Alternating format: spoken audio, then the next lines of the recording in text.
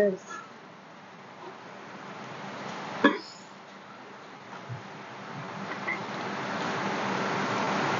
Good morning.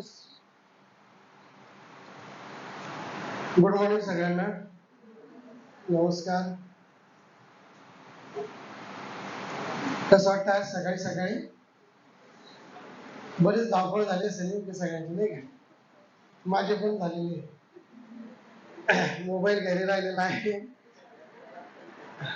गडबडीमध्ये, आणि बरंच लांब तुम्हाला यावं लागलं, परंतु नाईलाज होता. कारण तुम्हाला काय वाटतं की मागची मीटिंग आपण कशामुळे कॅन्सल केली असेल 14 तारखेला? मुख्याध्यापक सोडून सांगा. हा, खूप थंड वाटत होतं.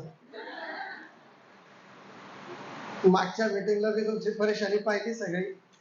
आपण जेव्हा वर्धापन दिन साजरा केला तर तेव्हा सगळे जण परेशान होते.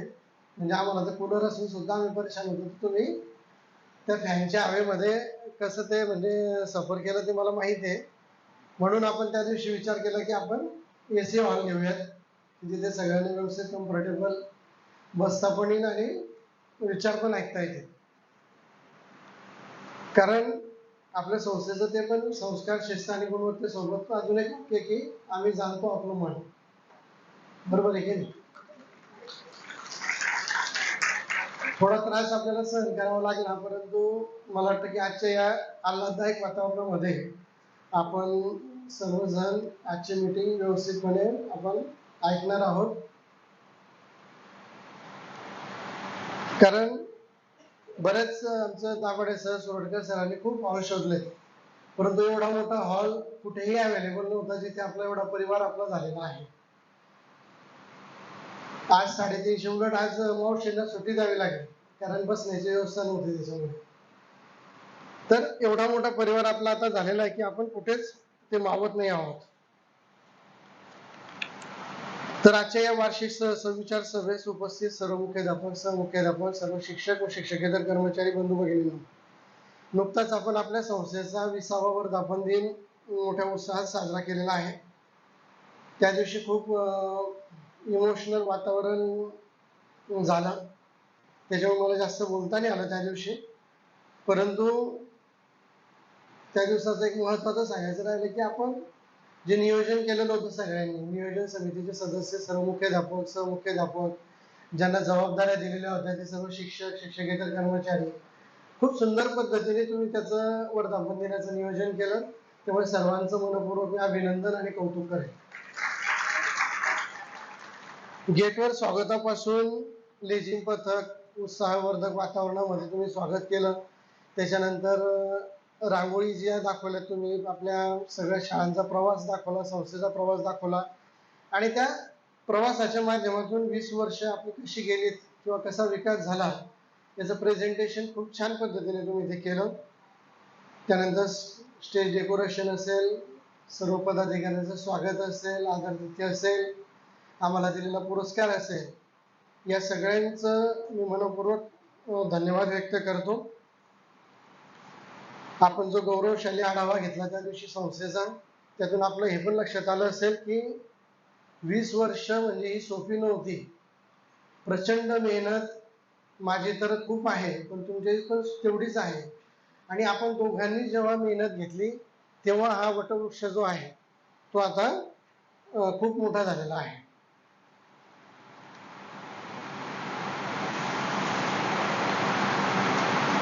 वीस वर्षापासून आपण या शैक्षणिक क्षेत्रामध्ये काम करत आहोत, आणि हे काम करत असताना गरीब होतकरू विद्यार्थी आणि मध्यमवर्गीय पालक या सर्वांना नजरेसमोर ठेवून आपण या शैक्षणिक संस्थेची मुहूर्तमेढ रोवलेली होती. आणि सुरुवातीपासून आपण ठरवलं होतं की या मुलांना, या पालकांना कमी फीस दरामध्ये चांगलं शिक्षण हे मिळालं गेलं पाहिजे, आणि त्याच्यातूनच आपण तो ध्यास घेऊन ती सुरुवात केली. आणि 20 वर्ष म्हणजे अतिशय प्रचंड मेहनत, गुणवत्ता, संस्कार, शिस्त या गोष्टींवर आपण मार्गक्रमण केलं, आणि बहुतांशी क्षेत्रांमध्ये आपण यशस्वी झालेलो आहोत. आपलं संस्कार ग्रुपचं नाव आज सगळ्या परिसरामध्ये असेल किंवा इतर ठिकाणी सुद्धा खूप आदराने घेतलं जातं, सन्मानाने घेतलं जातं. आज लोक आपली समाजामध्ये आपली एक वेगळी पत आहे.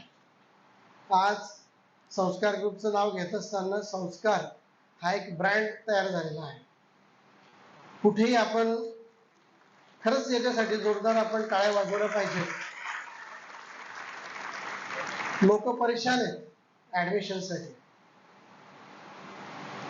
दारोदारी फिरावं लागतंय, घरोघरी जावं लागतंय, पॉम्पलेट वाटण्यापासून ऍडमिशन्स करण्यापासून बऱ्याच शाळांना ऍडमिशन्स मिळत नाही. त्याच्यामुळे मग ते बऱ्याच ठिकाणी काही आश्रमशाळा असतात, काही बाल सुधारगृह असतात, रिमांड होम असतात, तिथले ऍडमिशन्स त्यांना सगळा खर्च, वह्या पुस्तकं, जाण्याचा खर्च करून ते ऍडमिशन्स करावे लागतात आणि ती पटसंख्या टिकवावी लागते.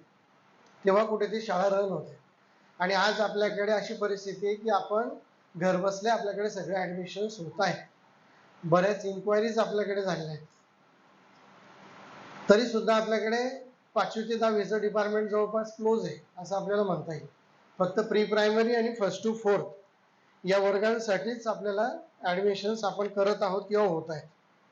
आणि ही सर्व संस्कार ब्रँडची कमाल आहे. आणि या संस्कार सोबत मला माझा पण अभिमान आहे की या संस्कार सोबत माझंही नाव जोडलं गेलेलं आहे. संस्कार आणि जगदीश देसले हे नाव जे आहे ते खूप म्हणजे इतकं प्रचंड आज आदराने घेतलं जातं की ते आत्मिक समाधान मिळतं त्या बाबतीत. आणि कोणालाही आपण असं नाराज करत नाही. पालकवर्ग असेल किंवा बाकीची मंडळी असतील, आपल्या परिसरातले राजकीय नेते असतील, वरिष्ठ मंडळी असतील, त्या सगळ्यांना आपण आपल्या पद्धतीने जेवढं शक्य आहे तेवढं त्या गरीब विद्यार्थ्यांना असेल, उत्तर विद्यार्थ्यांना असेल, आपण मदत करण्याचं नियोजन करत असतो. आणि प्रचंड मेहनतीतून आपलं हे सर्व शक्य झालेलं आहे. त्यामुळे 20 वर्षांचा हा गौरवशाली प्रवास आज 21व्या वर्षात पदार्पण करतो आहे. आज सुरुवातीला आपली एकच शाळा होती. आज 8 शाळा आहेत. 8 शाळांमध्ये जवळपास 350 प्लस शिक्षक आणि शिक्षकेतर कर्मचारी आहेत. मागच्या वर्षी 350 होते. यावर्षी मला वाटतं अजून त्याच्यामध्ये वाढ आपल्याला झालेली दिसेल. जवळजवळ 8 ते 10 बिल्डिंग्स आपल्या झाल्या आहेत. इन्फ्रास्ट्रक्चरचा तर विषयच नाही. किती त्याची मोजदाद आपण जर केली तर लक्षात सुद्धा येणार नाही की एवढी आपल्याकडे आज इन्फ्रास्ट्रक्चर झालेलं आहे. आणि जर यावर्षी योग जोडून आला तर 5000 प्लस विद्यार्थी आपले यावर्षी होणार. आणि खूप अभिमानास्पद आणि गौरवास्पद ही बाब. 20 वर्षामध्ये एवढा मोठं एम्पायर तयार होणं ही साधी गोष्ट नाही. त्याच्यासाठी सगळ्यांचीच मेहनत कामी आली. आज आपल्या परिसरामध्ये दबदबा आहे संस्कारचा. अनेक संस्था आणि शाळा आपल्याला फॉलो करत असतात की संस्कारमध्ये काय चाललेलं आहे, संस्कार काय करतोय किंवा संस्कारमध्ये काय नवीन होत आहे, तिथले शिक्षक काय करतात, मुख्याध्यापक काय करतात, संस्था प्रमुख म्हणून मी काय करतो, याचा सगळा आढावा ते घेत असतात. तुम्हाला खोटं वाटेल पण यावर्षी जवळपास 3 शाळांचं मॅनेजमेंट किंवा संस्थेचं मॅनेजमेंट पाहण्यासाठी आपल्याला ऑफर आलेली होती. किती 3 शाळांचं आपल्या परिसरात किंवा आजूबाजूच्या ठिकाणी. परंतु वेळेअभावी आपण ते करू शकलो नाही. परंतु तरी सुद्धा आमचे एक मित्र आहेत DYD ला शिक्षण उपसंचालकांचे PA होते. त्यांची शाळा आहे राजश्री शाहू म्हणून जाटवाडा रोडला. तर ती आपण खूप त्यांनी आग्रह केला. जवळ ते मागच्या वर्षापासून आग्रह करत होते की संस्कारचं नाव आमच्या संस्थेला जर लागलं. आमच्या काही शिक्षक तिथे जाऊन आलेले आहेत. जवळजवळ 24 ते 25 रूम्स तिथे आहेत. भव्य दिव्य परिसर आहे. 2 एकरचा एरिया आहे. परंतु विद्यार्थी संख्या जर पाहिली जवळजवळ 5-6 वर्ष झाले त्यांना शाळा चालू होऊन माझ्या माहितीनुसार. पण एक 50-60 विद्यार्थी किंवा 70-80 विद्यार्थी असतील. म्हणजे मॅनेजमेंट, टीचर्स हे जे वातावरण आहे ते सगळ्या शाळांना किंवा संस्थांना शक्य होत नाही. त्याला खूप काटेकोरपणे नियोजन करावं लागतं, फॉलोअप घ्यावा लागतो, सगळी टीम तशी करावी लागते किंवा तयार होते. म्हणून आपण त्या शाळेचं एक मॅनेजमेंट घेतलं आणि आपल्याला आनंद वाटेल की या शैक्षणिक वर्षापासून ती सुद्धा शाळा एक वेगळ्या पद्धतीने आपण आपल्या संस्थेशी कनेक्ट केलेली आहे. सावंगीचं पण एका शाळेचं आपल्याला ऑफर आलेली होती. एक डेफोडिल्स म्हणून शाळा आहे, तिथलं पण आपल्याला ऑफर आलेली होती. नंतर एक परत चैतन्य व्हॅली म्हणून, तुम्ही करमाडला शाळा ऐकली असेल, खूप मोठी शाळा आहे, परंतु विद्यार्थी संख्येचा अभाव. पण आपण नाही शक्य करू शकतो.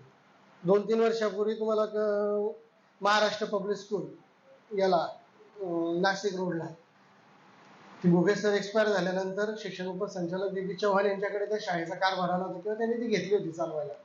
त्यांना शक्य नव्हतं म्हणून त्यांना माहिती होतं आपल्या संस्कारचं नाव, तर त्यांनी आपल्याला ती सुद्धा ऑफर दिली होती की सगळं मॅनेजमेंट तुम्ही पहा. परंतु एवढ्या दूर आपल्याला ते शक्य होत नसल्यामुळे आपण ते ऑफर नाकारले. सांगण्याचा उद्देश हा की आपली संस्था, आपली शाळा, आपलं टीम इतक्या छान पद्धतीने मार्गक्रमण करते की लोकांना आपला हेवा वाटतोय, की लोकांना असं वाटतं की संस्कारने हे सगळं मॅनेजमेंट पाहिलं पाहिजे, परंतु आपल्याला ते शक्य होत नाहीये. आपण आपला दर्जा टिकवण्यासाठी सातत्यपूर्ण प्रयत्न नेहमीच करत असतो, आणि ज्या त्रुटी जाणवतात त्या दूर करण्याचा सुद्धा आपला सातत्यपूर्ण प्रयत्न असतो. माझं वारंवार तिथे लक्ष असतं. इतका फॉलोअप कोणतेच अध्यक्ष घेत नसतात जेवढा मी तुमचा घेत असतो.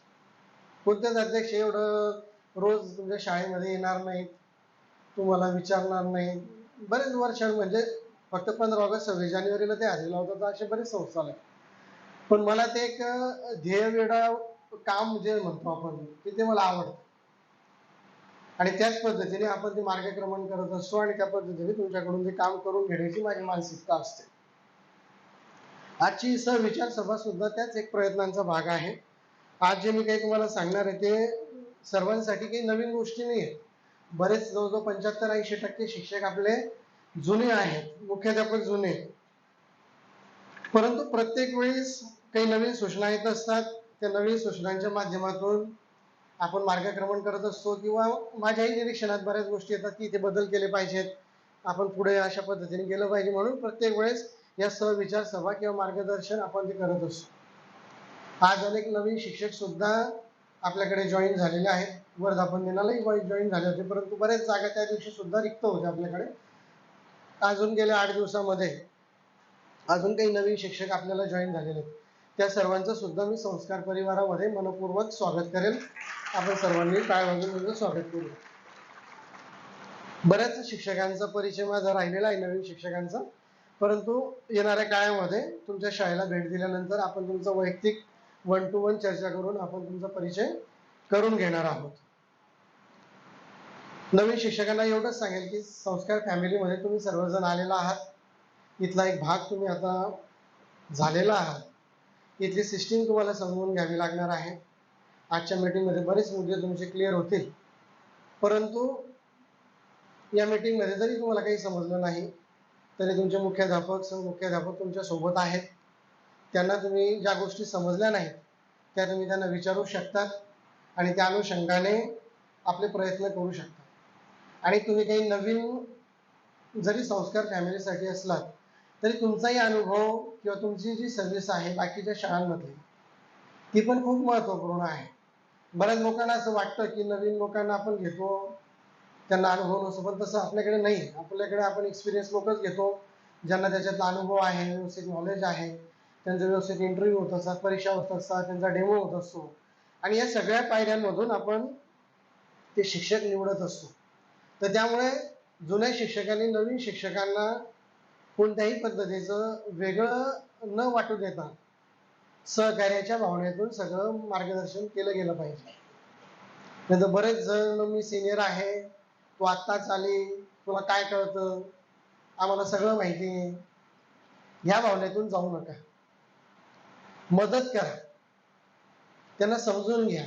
ते नवीन सिस्टीम मधून इकडे आलेले आहेत, त्यांच्याकडे तिथे काहीच होत नव्हतं म्हणून ते इकडे आलेले आहेत, आणि इथे तुम्हाला नवीन लोकांना शिकायला सुद्धा खूप मिळणार. आणि नवीन लोकांनी सुद्धा हे लक्षात ठेवायचं की तिथे काहीच होत नव्हतं हे मला माहिती आहे, किंवा होत असेल पण वेगळ्या पद्धतीने होत असेल, तिथे आपल्याकडे अजून त्याच्यापेक्षा वेगळं इम्प्लिमेंट होत असतात किंवा वेगळ्या पद्धतीने आपण करत असतो. पण तुम्ही सुद्धा ते मनात विचार करायचा नाही की तिथे असं काहीच नव्हतं, इथे सगळं नवीनच आहे, विचित्रच आहे इथे सगळं, बरोबर आहे की नाही? असं बऱ्याच जणांचा ग्रह होत असतो.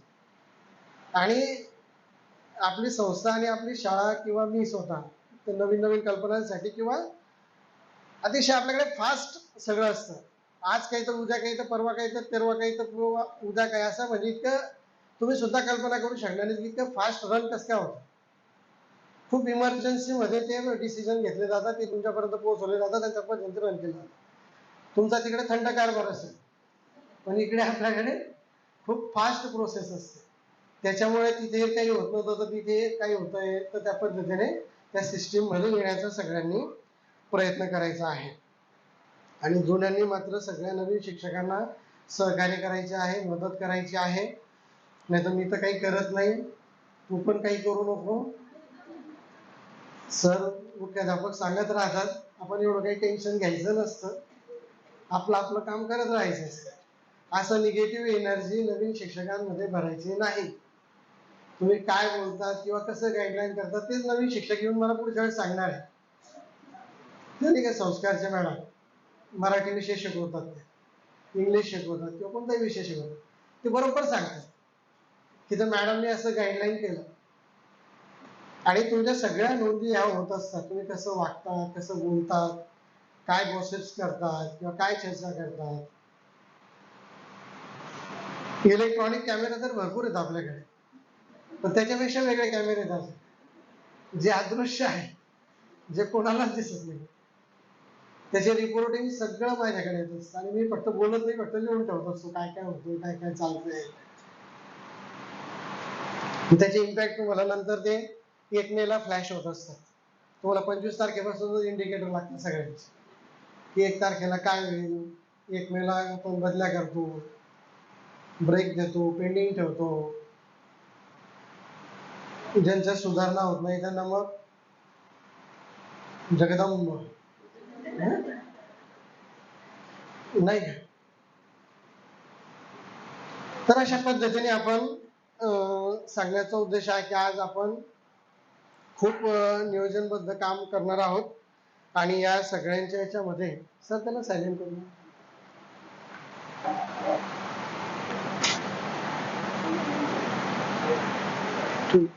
किती पाण्याची बाटली दोन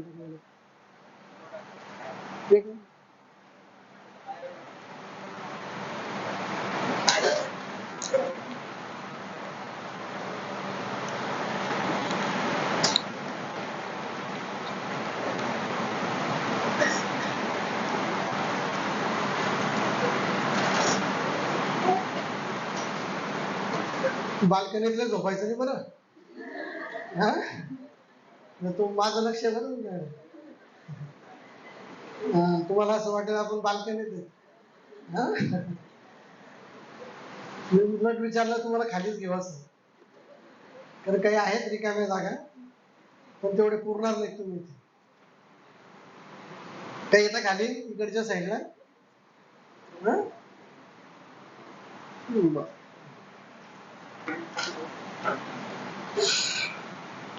तर चला आपण आमच्या विचार सभेला महत्वाचे जे पॉइंट्स आहेत त्याच्यामध्ये आपण सुरुवात करूयात. सर्वप्रथम आपण 6 महिने नियोजन जे आहे त्याच्यावर एकदा फोकस करूयात. तसं तुम्हाला नियोजन मिळणारच आहे, परंतु तरी सुद्धा आपण जे ठराविक पॉइंट्स आहेत, तुम्ही डायरी पेन आणलेला असेल त्याच्यावर आपण महत्वाचे पॉइंट्स लिहून घ्यायचे आहेत. सर्वांनी मात्र मोबाईल जे आहेत आपले खूप महत्वपूर्ण ते एकतर स्विच ऑफ करा किंवा सायलेंट ठेवा किंवा व्हायब्रेटर मोडवर ठेवा, मध्ये कोणाचा वाजला नाही पाहिजे.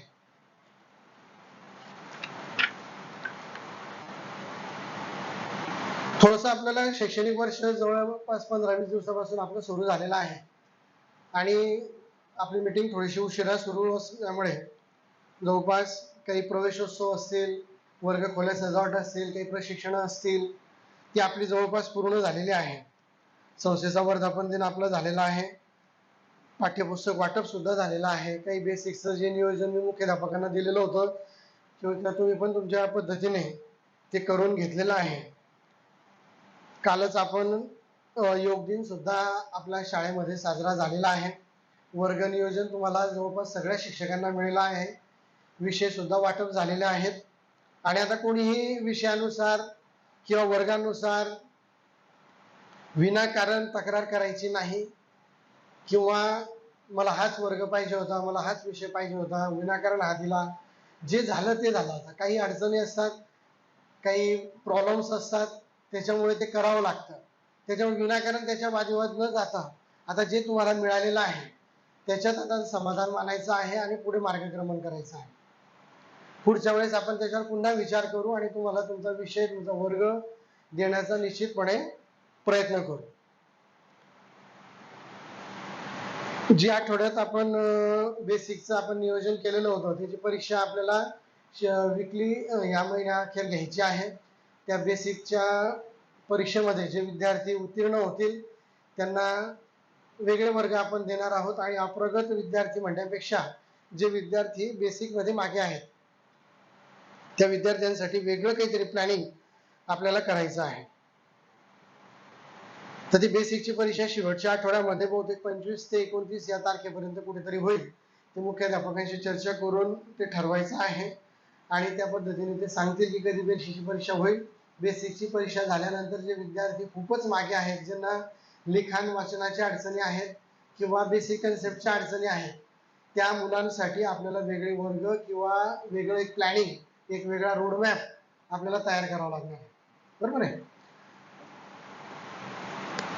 नंतर स्कॉलरशिप हा सुद्धा आपला एक महत्वपूर्ण प्रोजेक्ट आहे. या स्कॉलरशिपच्या मी जसं म्हटलं की बहुतांशी क्षेत्रांमध्ये आपण मार्गक्रमण करत यशस्वी झालो, परंतु कॉम्पिटेटिव्ह एक्झाम असतील, स्कॉलरशिप असेल, नवोदय असेल, होमी भाभा सारख्या परीक्षा असतील, NTS, MTS या ज्या परीक्षा आहेत यामध्ये अजून आपण जे असा ठसा आहे तो संस्कार तुमचा आपण उमटू शकलो नाही. त्यामुळे आपल्याला या क्षेत्रामध्ये खूप वेगळं काम आपल्याला करायचं आहे. गेल्या 2-3 वर्षापासून आपण त्याच्यासाठी रोडमॅप तयार करत आहोत. त्याच्यासाठी दिदी सुद्धा प्रयत्नशील आहे. आपले गुणोत्तर कक्ष, वाघ मॅडम, त्यांची टीम, सगळे मुख्याध्यापक हे सुद्धा प्रयत्नशील आहे आणि त्याच माध्यमातून एक वेगळा पॅटर्न आपण यावर्षी राबवण्याचा प्रयत्न केलेला आहे की एक स्कॉलरशिपची नवीन टीम आपण त्याच्यासाठी नेमलेली आहे किंवा त्याची नियुक्ती केलेली आहे. बऱ्याच जणांना त्याच्यामध्ये यायचं नव्हतं, परंतु परीक्षा आपण त्याच्यासाठी घेतली होती की स्कॉलरशिप मध्ये कोण चांगलं यश संपादन करू शकेल. आणि खरं तो प्रामाणिक उद्देश होता की स्कॉलरशिप परीक्षेमध्ये ज्यांचं खरंच गुणवत्ता आहे, जे खरंच करू शकतात, त्यांनाच ते काम दिलं जावं या मताचा आम्ही होतो आणि त्याच्यानुसार ती परीक्षा घेतली. पण तुम्ही जितके स्मार्ट समजता स्वतःला, तुमच्यापेक्षा स्मार्ट आम्ही आहोत किंवा मी आहे. तुम्ही परीक्षा दिली, परंतु परीक्षा देण्यामध्ये सुद्धा बऱ्याच लोकांनी खूप मोठी शाळा करून ठेवली. तुम्हालाही माहिती आहे काय केलं तुम्ही. खूप हुशार होते सगळेजण, पण मुद्दाम पेपर जो आहे तो मुद्दाम सोडवण्याचा प्रयत्न केला नाही. मुद्दाम काही प्रश्न सोडून दिले. तुम्हाला माहिती होतं की आपण जर याच्यामध्ये मेरिटमध्ये आलो तर आपल्याला हे स्कॉलरशिपचं काम जे आहे ते लागणार आहे. ज्या दिवशी लिस्ट डिक्लेअर झाली, निकाल डिक्लेअर झाला, त्याच दिवशी वाघ मॅडमला म्हटलं ह्या लोकांनी गेम केलेला आहे, म्हणून मी पण तुमच्यापेक्षा हुशार आहे. जे मागे होते, ज्यांनी खरंच पेपर मुद्दाम तसे सोडवले, त्यांनाच स्कॉलरशिपचं काम दिलेलं आहे. मेरिट मध्ये काही लोक घेतले ज्यांनी खरंच प्रामाणिकपणे परीक्षा दिली, ज्यांनी परीक्षेमध्ये शाळा केली. मला माहिती ना तुम्ही किती पाण्यामध्ये आहे, किती पाण्यामध्ये तुम्ही पोहू शकता, कोणत्या मॅडमला किती मार्क्स मिळू शकतात, किती जेट्स किती मार्क मिळवू शकतो, मला माहिती आहे. तुमच्यापेक्षा तुमचा अभ्यास मी जास्त करतो. माहिती तुम्हाला असं वाटत असेल की आपण सरांच्या डोळ्यात आपण डोळफेक करू शकू, आपण परीक्षेमध्ये कमी मार्क्स मिळवून आपण याच्यातून निग्लेक्ट होऊ शकू, बाहेर निघू शकू. आमच्या एका शिक्षक मित्राने मागच्या आठवड्यातच प्रामाणिकपणे कबूल केलं की सर खरंच तुमचं म्हणजे कौतुक केलं पाहिजे म्हणे की त्यांनी कबूल केलं की मी खरंच परीक्षेमध्ये मला ती जबाबदारी टाळायची होती आणि ती मी टाळत असताना पेपर मुद्दाम कठीण सोडवलं, पण तुम्ही बरोबर माझं नाव त्याच्यासाठी घेतलं आणि मला आश्चर्याचा धक्का बसला त्याचा. असे बरेच जण आहेत, अजून त्यांची नावं अजून बाकीच्यांचं जबाबदारी दिली नाही आपण, त्यांना पुढच्या टप्प्यात आपण देणार आहोत. हा पहिला टप्पा आहे. मुटकुळे सरांचं अभिनंदन करा सगळ्यांनी. त्यांनी प्रामाणिकपणे मला कबूल केलं की सर खरंच मला वेळ नव्हता आणि मला मुद्दाम मी त्याच्यामध्ये परीक्षेमध्ये मार्क्स कमी केले, पण तुमचं कौतुक केलं पाहिजे, तुम्ही नजरे घालून ती लिस्ट घालता बरोबर माझं नाव त्याच्यात टाकलं. असं अजून बाकीच्यांनी कबूल केलं नाही, पण ते करतील. तर सांगण्याचा उद्देश आहे की अशा पद्धतीने तुम्ही जर अप्रामाणिकपणे काम करत असाल तर ते नजरे घालून सुटत नाही. त्याच्यामुळे प्रामाणिकपणे काम करण्याचा प्रयत्न करा. स्कॉलरशिप किंवा इतर जे प्रोजेक्ट्स असतात ते काही टाइमपास म्हणून केलेले आहेत. अजूनही माझ्या कानावर येत आहेत गोष्टी 8 दिवसातल्या, की बरेच लोक आज जी टीम आम्ही निवडली त्याच्यातले पण काही गॉसिप्स माझ्याकडे आलेले आहेत. आता ते कोण बोललं काय बोललं मी आता मीटिंग मध्ये नाही सांगणार, त्यांना इंडिव्हिज्युअली सांगेल नंतर. पण विनाकारण वातावरण खराब करायचं नाहीये. आणि माझ्या जर कानावर असं आलं पुन्हा तर मात्र मग वेगळ्या पद्धतीने त्याच्या बाबतीत निर्णय हा घ्यावा लागेल. तुम्ही तुमचं काम पॉझिटिव्ह करा, बाकीच्यांना डिस्ट्रॅक्ट करू नका. जे तुम्हाला काम सांगितलंय ते फक्त काम करायचं बरोबर. तुम्हाला जी जबाबदारी दिली ती व्यवस्थित पार पाडा. आणि स्कॉलरशिप मध्ये आपला गुणवत्ता आपल्याला कशी वाढवून आणता येईल याच्यासाठी प्रयत्न करा. तुमच्या विषयांचं मूल्यांकन आम्ही वर्षाच्या शेवटी करणार आहोत. एवढी जर टीम आपण निवडलेली आहे, एवढं जरी आपण त्याच्यासाठी मेहनत घेत आहोत तर त्याचं आउटपुट काय मिळणार आहे याचं आपण अवलोकन निश्चितपणे करणार आहोत. त्याच्यामुळे तुम्हाला ते बंधन असणार आहे स्कॉलरशिपच्या टीमला. तुम्हाला जर टाइमपास म्हणून तुम्हाला नेमलेलं नाही तिथे तर व्यवस्थित काम करणं खूप गरजेचं आहे. तर स्कॉलरशिप स्पर्धा परीक्षा यांचं जे नियोजन दिलेलं आहे त्याच्यानुसार त्या परीक्षा होतील. 1 जुलैपासून त्याचं आपण वेगळ्या बॅचेस आपण सुरू करणार आहोत.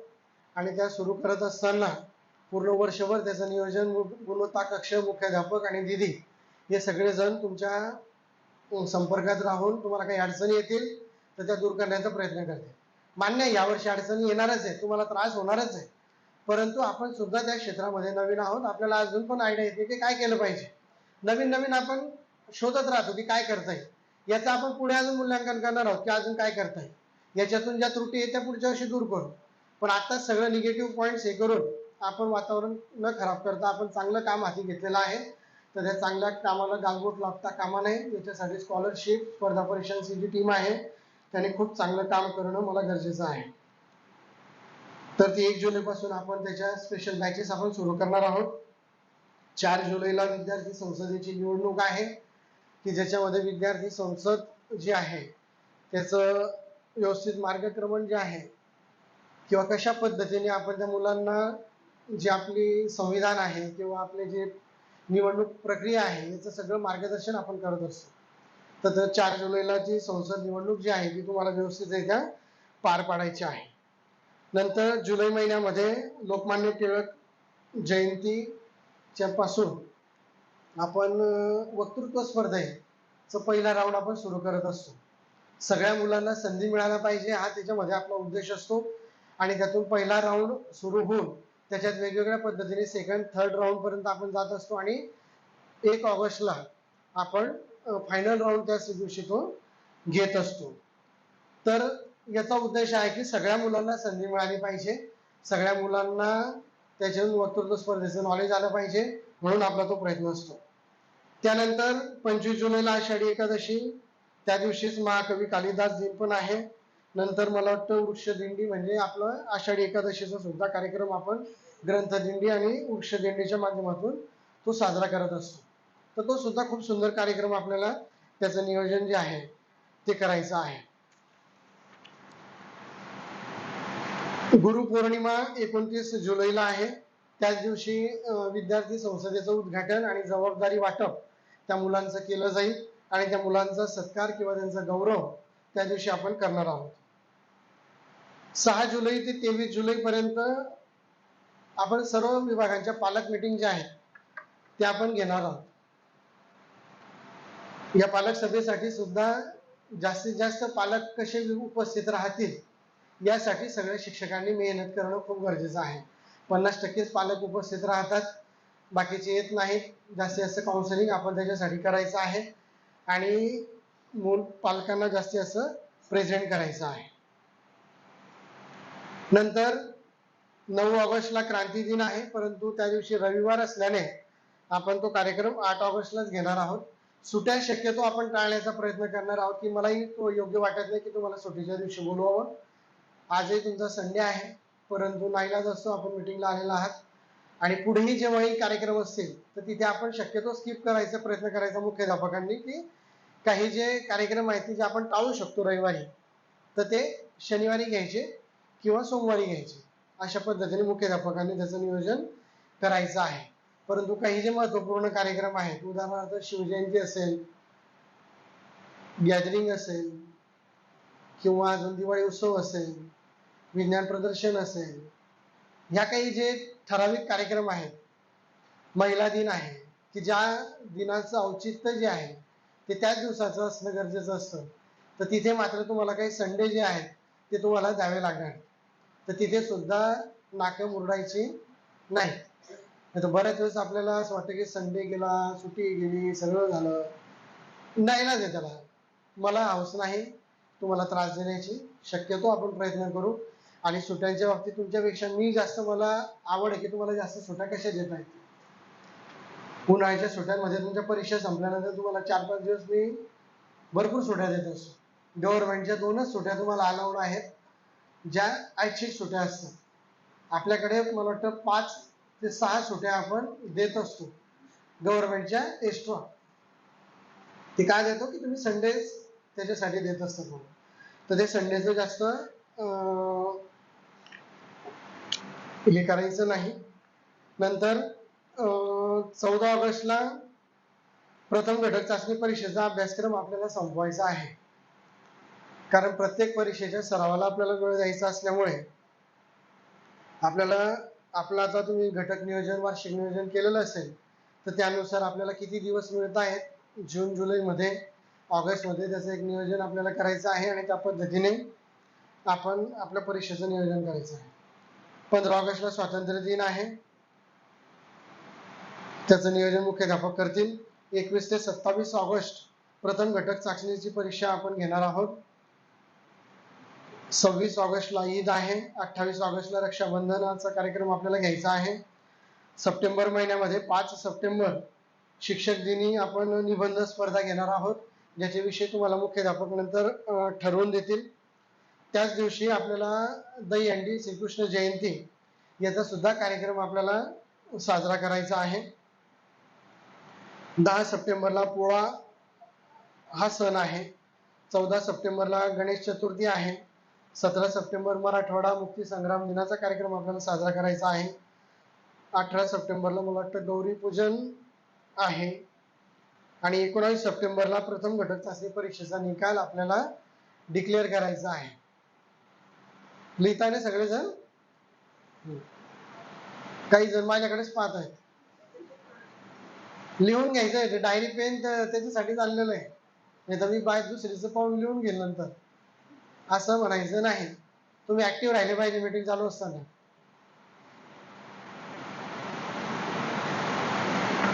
तर प्रथम घटक चाचणीचा निकाल आपल्याला 19 सप्टेंबरला द्यायचा आहे. 25 सप्टेंबरला अनंत चतुर्दशी आहे. ऑक्टोबर महिन्यामध्ये 3 ऑक्टोबरला पुन्हा मला वाटतं सुट्टी येते, त्याच्यामुळे आपण 2 ऑक्टोबरचा जो कार्यक्रम आहे महात्मा गांधी जयंतीचा चित्रकला स्पर्धा आणि लाल बहादूर शास्त्री जयंती, याच्या निमित्त आपण चित्रकला स्पर्धा आयोजित करत असतो. ते 2 ऑक्टोबरच्या ऐवजी आपल्याला 3 ऑक्टोबरला घ्यायची आहे. 15 ऑक्टोबर पर्यंत प्रथम सत्र परीक्षेचा अभ्यासक्रम आपल्याला संपवायचा आहे. 21 ते 24 ऑक्टोबर प्रथम सत्र तोंडी परीक्षेला आपल्याला सुरुवात करायची आहे. 20 ऑक्टोबरला त्या मध्यंतरी दसरा आहे आणि 26 ते 3 ऑक्टोबर या कालावधीमध्ये आपली प्रथम सत्र परीक्षा असेल. नोव्हेंबर महिन्यामध्ये 4 नोव्हेंबरला शक्यतो आपला दिवाळी उत्सव असेल. 5 नोव्हेंबर पासून मे बी तुम्हाला दिवाळीच्या सुट्ट्या या लागणार आहेत आणि द्वितीय सत्र बहुतेक 25 नोव्हेंबर पासून सुरू होणार आहे. तर अशा पद्धतीने हे छोटे खाणी नियोजन आहे. नेहमीप्रमाणे आपलं प्रथम सत्र जे असतं ते थोडंसं हेक्टिकच असतं दरवर्षी, कारण सुट्ट्या भरपूर त्याच्यामध्ये असतात आणि सुट्ट्या भरपूर असल्या कारणाने आपल्याला अभ्यासक्रमाचं नियोजन करायला किंवा आपला अभ्यासक्रम संपवायला खूप अडचणी त्याच्यामध्ये येत असतात. त्याच्यामुळे जे आपण नियोजन करतो तर ते काटेकोरपणे होईल याच्यासाठी आपण प्लॅनिंग करायचं आहे. तर हे झालं 6 महिने नियोजन. नंतर आपण लगेचच आपल्या जे आपली एक चौकट आहे संस्थेची किंवा शाळेची, या चौकटीबद्ध कार्यक्रमाकडे वळणार आहोत की आपल्याला या चौकटीत काम कसं करायचं आहे. ही चौकट मध्येच काम करायचं आहे. तुम्हाला वाटत असेल की या चौकटीच्या बाहेर सुद्धा आपण काही काम करू शकतो, तर निश्चितपणे तुम्ही सूचना देऊ शकतात. प्रत्येक वेळेस नकार घंटा लावायची नाही की हे उगाचच करतोय आपण, याची काही गरज नव्हती, आम्हाला वाटतं त्याची गरज होती. तुम्हाला नसेल वाटत तर तुम्ही नंतर सूचना द्या. त्याच्यानंतर आम्ही मुख्याध्यापकांना तुम्ही कळवा. तुमचे मुख्याध्यापक आमच्या मुख्याध्यापक मीटिंगमध्ये त्याच्याविषयी बोलतील किंवा तो मुद्दा उपस्थित करतील की सर अशी अशी सूचना आलेली आहे, याच्यावर आपण काय करता येईल. तर आम्ही तो विचार करून त्याच्यावर तो निर्णय घेऊ. परंतु सुरुवातीलाच आपण हे होणार नाही, हे करणार नाही किंवा याची काही गरज नव्हती, हे तुमचं डोकं लावायचं काम नाही. तुम्हाला काय डोकं लावायचं ते नंतर लावायचं आणि नंतर सांगायचं. सुरुवातीला आम्ही जे करतो किंवा आम्ही जे सांगतो त्या पद्धतीने करत राहायचं. फ्लॉज आपल्याला कळत असतात आणि केल्यानंतरच आपल्याला कळतं की याच्यात काय चुकलंय किंवा काय चुकतंय, म्हणून आपण ते मार्गक्रमण करायचा प्रयत्न करत असतो. तर ही चौकट सगळ्यांनी सांभाळायची आहे आणि या चौकटीतच सगळ्यांनी काम करून घ्यायचे आहे. शाळेची पूर्वतयारी हा जो पहिला टप्पा आहे आपला, याच्यामध्ये जवळपास सगळं काम आपलं बहुतांशी झालेलं असेल. फक्त एकच मुद्दा सांगेल की सामायिक नियोजन आणि घटक नियोजन हे तुम्हाला सगळ्यांना पूर्णपणे व्यवस्थित पार पाडून किंवा ते तयार करून आपल्या मुख्याध्यापकांना ते सबमिट करून त्यांची सही त्याच्यावर घ्यायची आहे.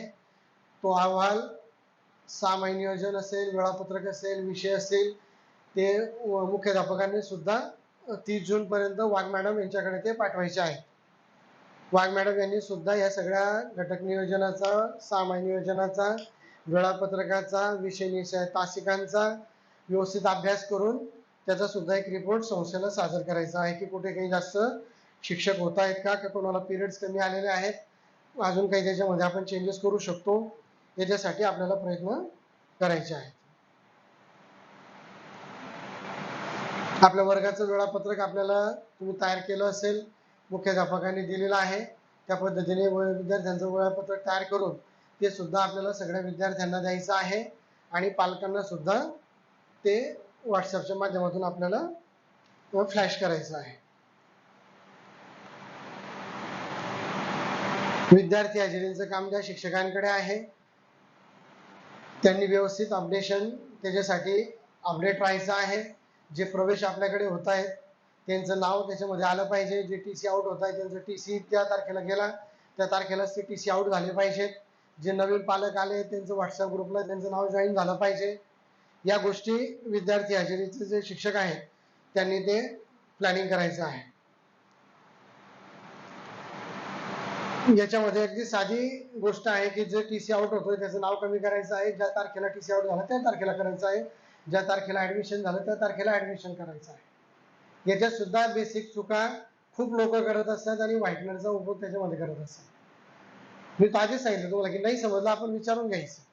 मुख्याध्यापक आता याच्यासाठी आहे, त्यांना विचारा काळजीपूर्वक. नंतर एक वैयक्तिक रजिस्टर तुम्हाला दिलं जाणार आहे. त्या वैयक्तिक रजिस्टर मध्ये सुद्धा सगळ्यांनाच ते प्रोव्हाइड केलं जाणार आहे. टाचनवही सुद्धा तुम्हाला संस्थेकडून मिळेल आणि वैयक्तिक रजिस्टर सुद्धा मिळेल.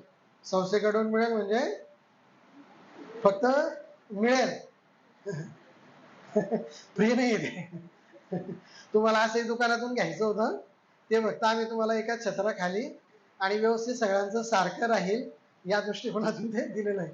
त्याचं सर म्हटलं तर संस्थेकडून मिळेल, उगाचं डोकं लावायचं नाही. त्याचं जे काही फीस असेल ते सुरडकर सर मुख्याध्यापक तुम्हाला सांगतील. ते तुम्हाला नंतर तुमचं पेमेंट झाल्यावर त्याच्यातून ते पैसे पेड करायचे आहे. नंतर वैयक्तिक रजिस्टर मध्ये आपल्याला सगळ्यांनाच सगळे जेवढे शिक्षक आहेत, तुम्ही विद्यार्थी हजेरी शिक्षक असाल नसाल मला त्याच्याशी काही प्रॉब्लेम नाही. तुम्ही विशेष शिक्षक जरी असलात तरी सगळ्या मुलांची नावं तुमच्या हजेरी तुमच्या त्या वैयक्तिक रजिस्टर मध्ये असली पाहिजे.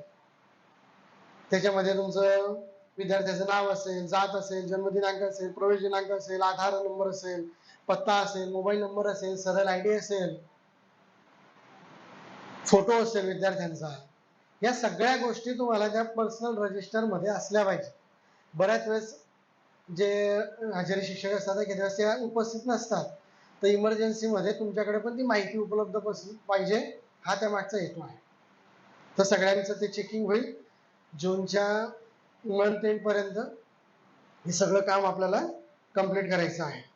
ज्या वर्ग तुकड्या आहेत त्यांना विशिष्ट नावं आपल्याला द्यायची आहेत. ABCD नाव कोणीही द्यायचं नाहीये.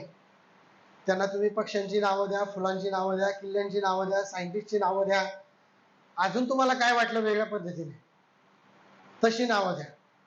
फक्त प्राण्यांची नावं नका देऊ. हा, वेगवेगळी नावं शोधा काय आपल्याला देता येते.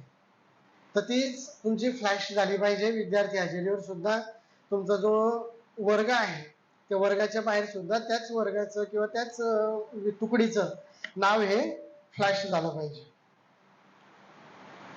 व्हॉट्सअप ग्रुपचा उपयोग आपल्याला करायचा आहे.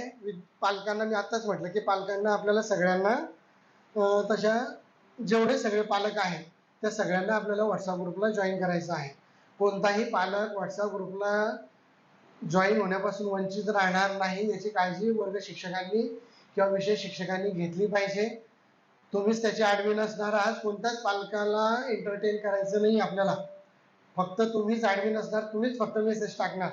पालकाला कोणालाच म्हणजे तुमची जी जी सिस्टीम असते त्याच्यामध्ये पालकांना कोणत्याही पद्धतीचं मेसेज टाकण्याची मुभा नसेल.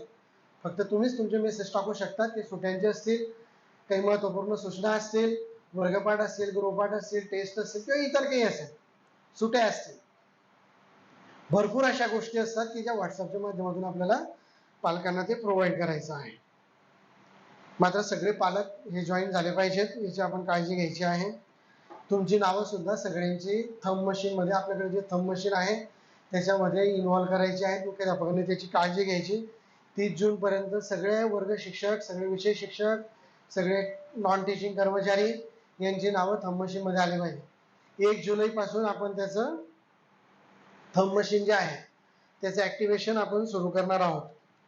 30 जून पर्यंत तुम्हाला मुभा आहे लेट यायची नाही का.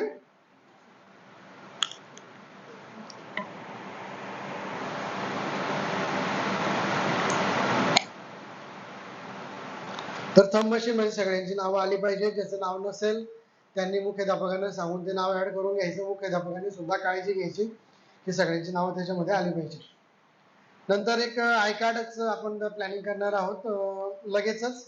जे आता मुलांचे ऍडमिशन झाले त्यांची माहिती लगेच तुम्ही संकलित करण्याचं काम सुरू करा. एक फॉर्म आपल्याकडे जुना असेल, आपण नवीन आय कार्ड वाल्याची नेमणूक लगेच आता 2-3 दिवसामध्ये करणार आहोत. तर तो जो एक फॉर्म आहे तुमच्याकडे असेल एखादा जुना, तो सगळ्यांना प्रोव्हाइड करून टाका. त्याच्यामध्ये तुम्ही सगळी माहिती व्यवस्थितपणे 2-3 दिवसामध्ये भरून घ्या. विद्यार्थ्यांचं सगळी माहिती त्याच्यामध्ये असते, मोबाईल नंबर असतात, सगळं असतं. ते सगळी माहिती तुम्ही भरून ठेवायची आहे आणि जेव्हाही तुम्हाला आय कार्ड वाले मागतील तेव्हा त्यांना ती द्यायची आहे. मात्र ती काळजीपूर्वक चेक करून द्यायची म्हणजे विनाकारण तुम्हाला जास्त त्रास त्याच्यामध्ये होणार नाहीये. कारण याच्यामध्ये जर चूक झाली तर आय कार्ड तुम्हालाच बनवून द्यावं लागेल. पहिल्यांदा फ्री मध्ये संस्थेकडून ते मिळत असतं. तुमच्या चुकीमुळे जर ते आय कार्ड खराब झालं तर तुम्हालाच भुर्दंड बसेल. आय कार्ड वाल्याकडून चूक झाली तर तो बनवून देईल. त्याच्यामुळे काळजीपूर्वक काम करायचं, याची दक्षता घ्यायची. नंतर ते तुम्ही जे हजेरी करणार आहात त्या हजेरीचं सुद्धा व्यवस्थित कव्हर असलं पाहिजे. त्याच्यावर व्यवस्थित तुमच्या शाळेचं नाव, संस्थेचं नाव, वर्गाचं नाव, तुकडीचं नाव हे सगळं व्यवस्थितपणे मेन्शन असलं पाहिजे. व्यवस्थित आदर्श हजेरी ही तुमची दिसली पाहिजे. बऱ्याच वेळेस हजेरीमध्ये काहीच ताळमेळ नसतो, व्यवस्थितपणा नसतो. तर ह्या गोष्टी आपण त्या टाळल्या पाहिजे. जे शिक्षक सोडून गेलेले आहेत त्यांच्या काही मेडिकल अडचणीमुळे असेल किंवा काही प्रॉब्लेम्समुळे ते मुख्याध्यापकांनी त्या शिक्षकांना सुद्धा व्हॉट्सअप ग्रुप मधून रिमूव्ह करायचं आहे. जे नवीन शिक्षक जॉईन झालेले आहेत आपल्याकडे त्या सगळ्या शिक्षकांची नावं व्हॉट्सअप ग्रुपला जॉईन होतील याचं सुद्धा आपल्याला सगळ्यांना काळजी घ्यायची आहे. तुम्हाला सुद्धा वाटलं की माझं नाव नाही आहे शाळेच्या ग्रुपला तर तुम्ही मुख्याध्यापकांना सांगून ते लगेच जॉईन करून घ्या. तुम्हाला कल्पना असेल नसेल मी सांगतो की आपल्याकडे 3 ते 4 ग्रुप आहेत. एक संस्कार फॅमिलीचा एक ग्रुप आहे, नवीन शिक्षकांना माहित नाही. संस्कार फॅमिली हा सगळा ओव्हरऑल सगळ्या संस्थेचा ग्रुप आहे. एक बर्थडे ग्रुप आहे आणि तुमचे बाकीचे 2 ग्रुप जे आहेत ते एकतर विभागानुसार आहेत, 5 ते 8 विभाग असेल किंवा 1 ते 4 विभाग असेल किंवा प्री प्रायमरी सेक्शन असेल, अशा पद्धतीचे ग्रुप्स आहेत. आणि या सगळ्या ग्रुपमध्ये ज्या वारंवार सूचना तुमचे मुख्याध्यापक सहमुख्याध्यापक पाठवत असतात त्याचं अवलोकन करणं तुम्हाला गरजेचं आहे. ते सुद्धा 8 ते 12 तासामध्ये तुम्हाला रिप्लाय देणं खूप अत्यावश्यक किंवा बंधनकारक आहे. बरेच शिक्षक त्याच्यामध्ये रिप्लाय देत नाहीत. आता ही पहिली मीटिंग आहे त्याच्यामुळे मी प्रेमाने सांगतोय की तुम्ही सगळ्यांनी सगळ्याच सूचनांना रिप्लाय दिला गेला पाहिजे आणि वेळेत द्या.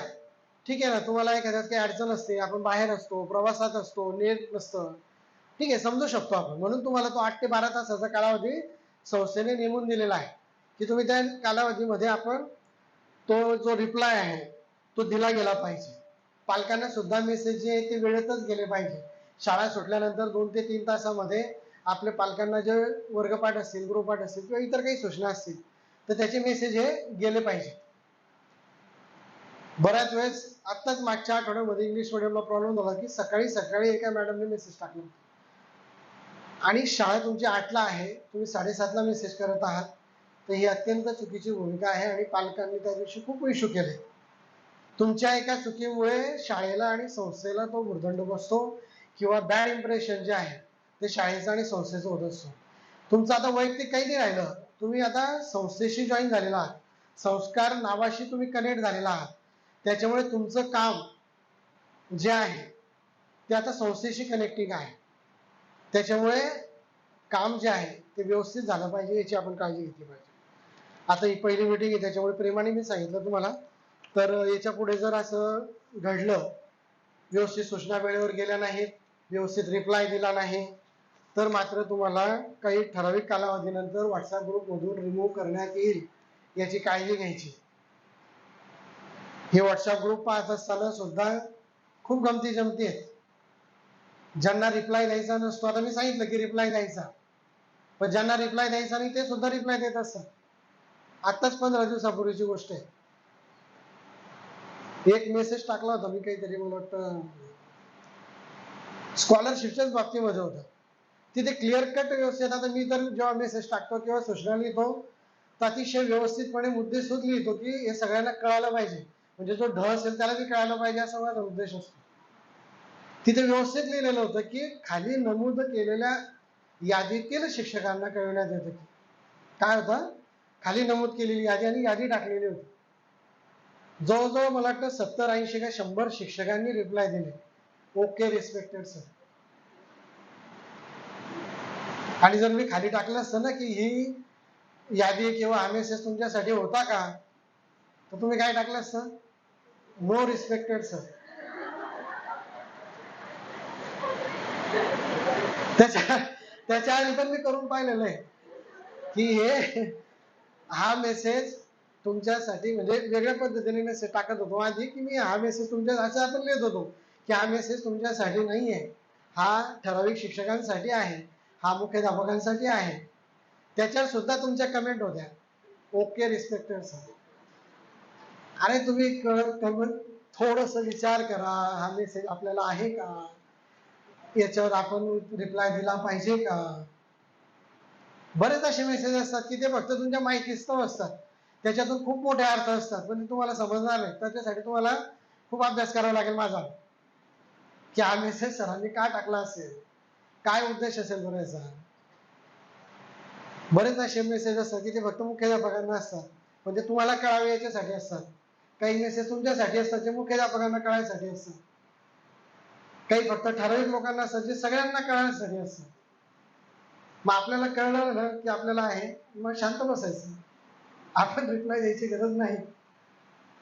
तर या गोष्टी खूप व्यवस्थितपणे सांभाळून सगळ्यांनी ते काम करणं गरजेचं आहे. संस्कार फॅमिलीला सुद्धा महत्वाचे परिपत्रक असतात, व्यवस्थित काही महत्वाच्या सूचना असतात, त्याचं अवलोकन आपल्याला करायचं आहे. नंतर काही जे ऍक्टिव्हिटीचे फोटोज व्हिडिओज आपल्याकडे येत असतात ते सुद्धा काळजीपूर्वक आपण पाहिजे आहे. बरेच जण ते पाहत नाही, दुसरे अंगठे टेकवत असतात, हे सुद्धा मला निदर्शनास आलेलं आहे. 3 मिनिटाची ऍक्टिव्हिटी आहे, 3 मिनिटाचा व्हिडिओ आहे. मेसेज टाकल्याबरोबर व्हिडिओ पाहिल्याबरोबर एका मिनिटामध्येच तुम्ही रिप्लाय देतात. खूप छान झालेला आहे, खूप व्यवस्थित आहे. अरे तो पाहता खरं पहिल्यांदा पूर्ण, पुढे काहीतरी खूप मोठा राडा झालेला असतो. मला तर भीती वाटते कधी कधी एखादं कोणीतरी एक्सपायर झालं त्याचं तुम्ही टीमचं अभिनंदन न करा. खरंच करू शकता तुम्ही, इतके हुशार आहेत तुम्ही सगळे. एखादी घटना घडली, एखाद्या व्यक्तीचा फोटो आला की बाबा खरंच भावपूर्ण श्रद्धांजली, आता मेसेजेस खाली कंटिन्यू चालू असतात ना. आपल्याला असं वाटतं काहीतरी अभिनंदन कोणाचं तरी निवड झालेली आहे बाबा कुठेतरी, आणि आपण ते डाउनलोड पण नाही करत की काय झालेलं आहे. 3-4 वर्षापूर्वी झालं होतं असं. सर्व टीमचं मनपूर्वक अभिनंदन, भावपूर्ण श्रद्धांजलीला एका शिक्षकाने रिप्लाय दिला होता. तर ह्या गोष्टी ज्या आहेत त्या गमतीच्या जरी असल्या तरी सगळ्यांनी खूप त्याच्यासाठी काळजी घेणं खूप गरजेचं आहे. नंतर जो बर्थडेचा ग्रुप आहे तिथे सुद्धा सगळ्यांनी आपल्या सहकार्यांना शुभेच्छा देण्याचा प्रयत्न करायचा आहे.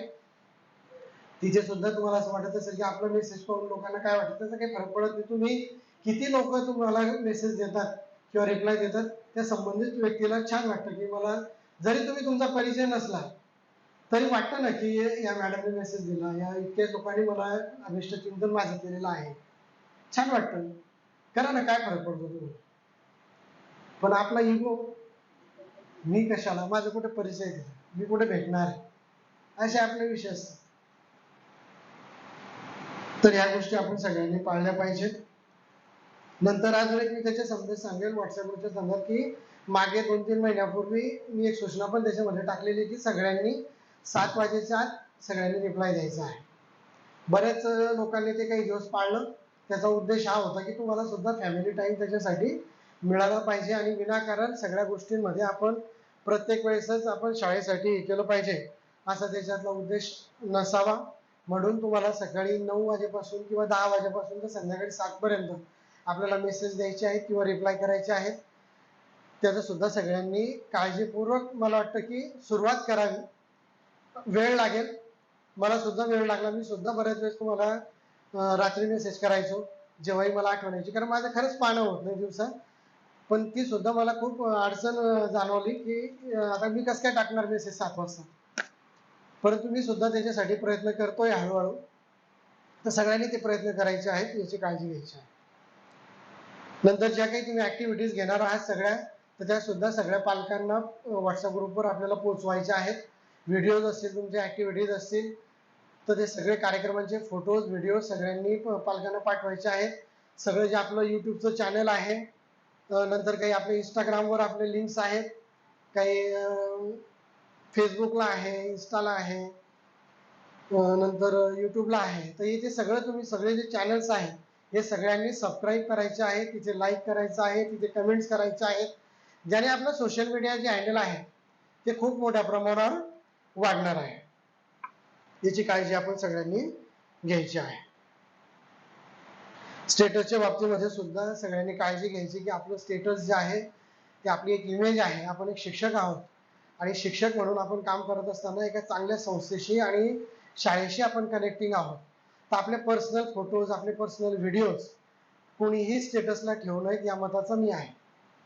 हा ठीक आहे, तुम्हाला काही आनंददायी घटना तुमच्या आयुष्यात घडल्या असतील, चांगली गोष्ट असेल, आपण फ्लॅश करायला हरकत नाही.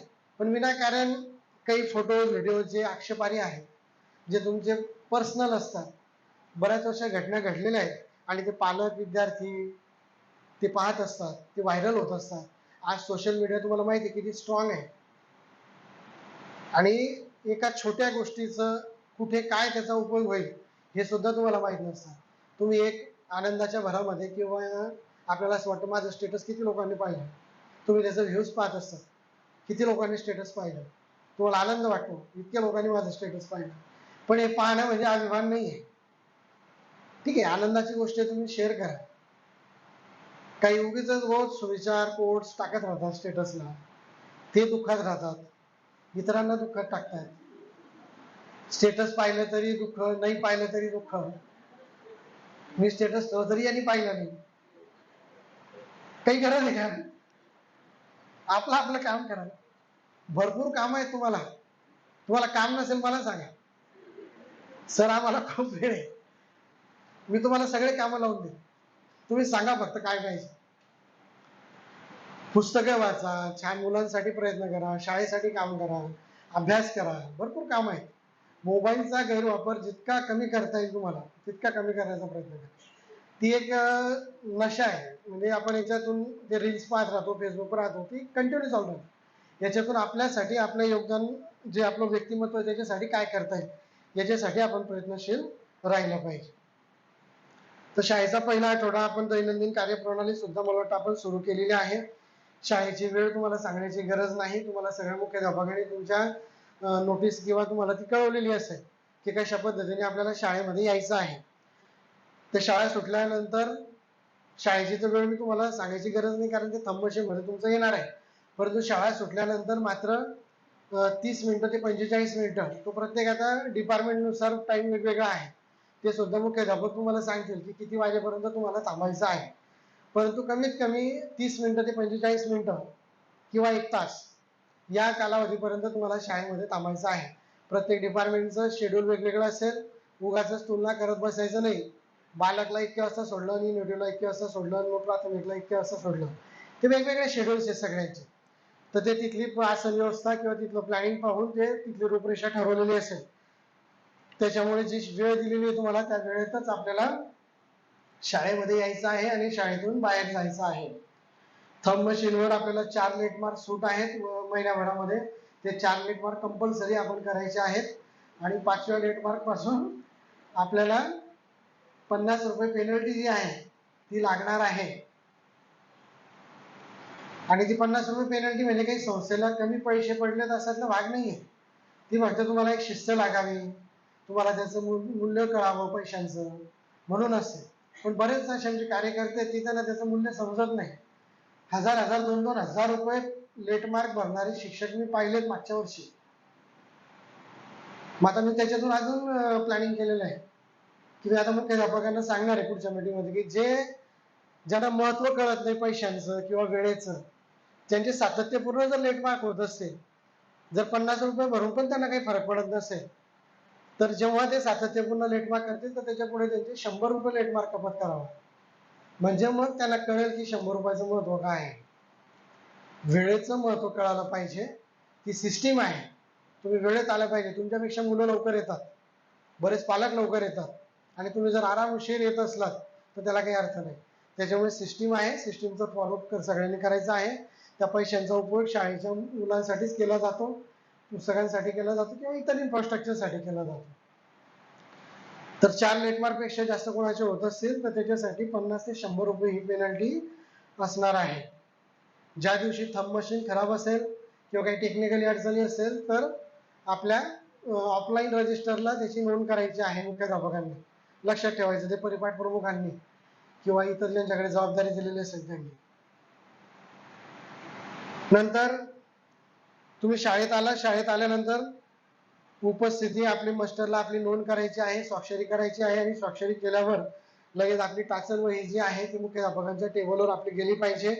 मोबाईल आपला लगेच वर्गामध्ये जमा केला पाहिजे आणि वर्गामध्ये जमा करून त्याची ती तुमची एक तिथे पेटी ठेवलेली असते, त्या पेटीमध्ये तो मोबाईल जो आहे तो आपल्याला टाकायचा आहे.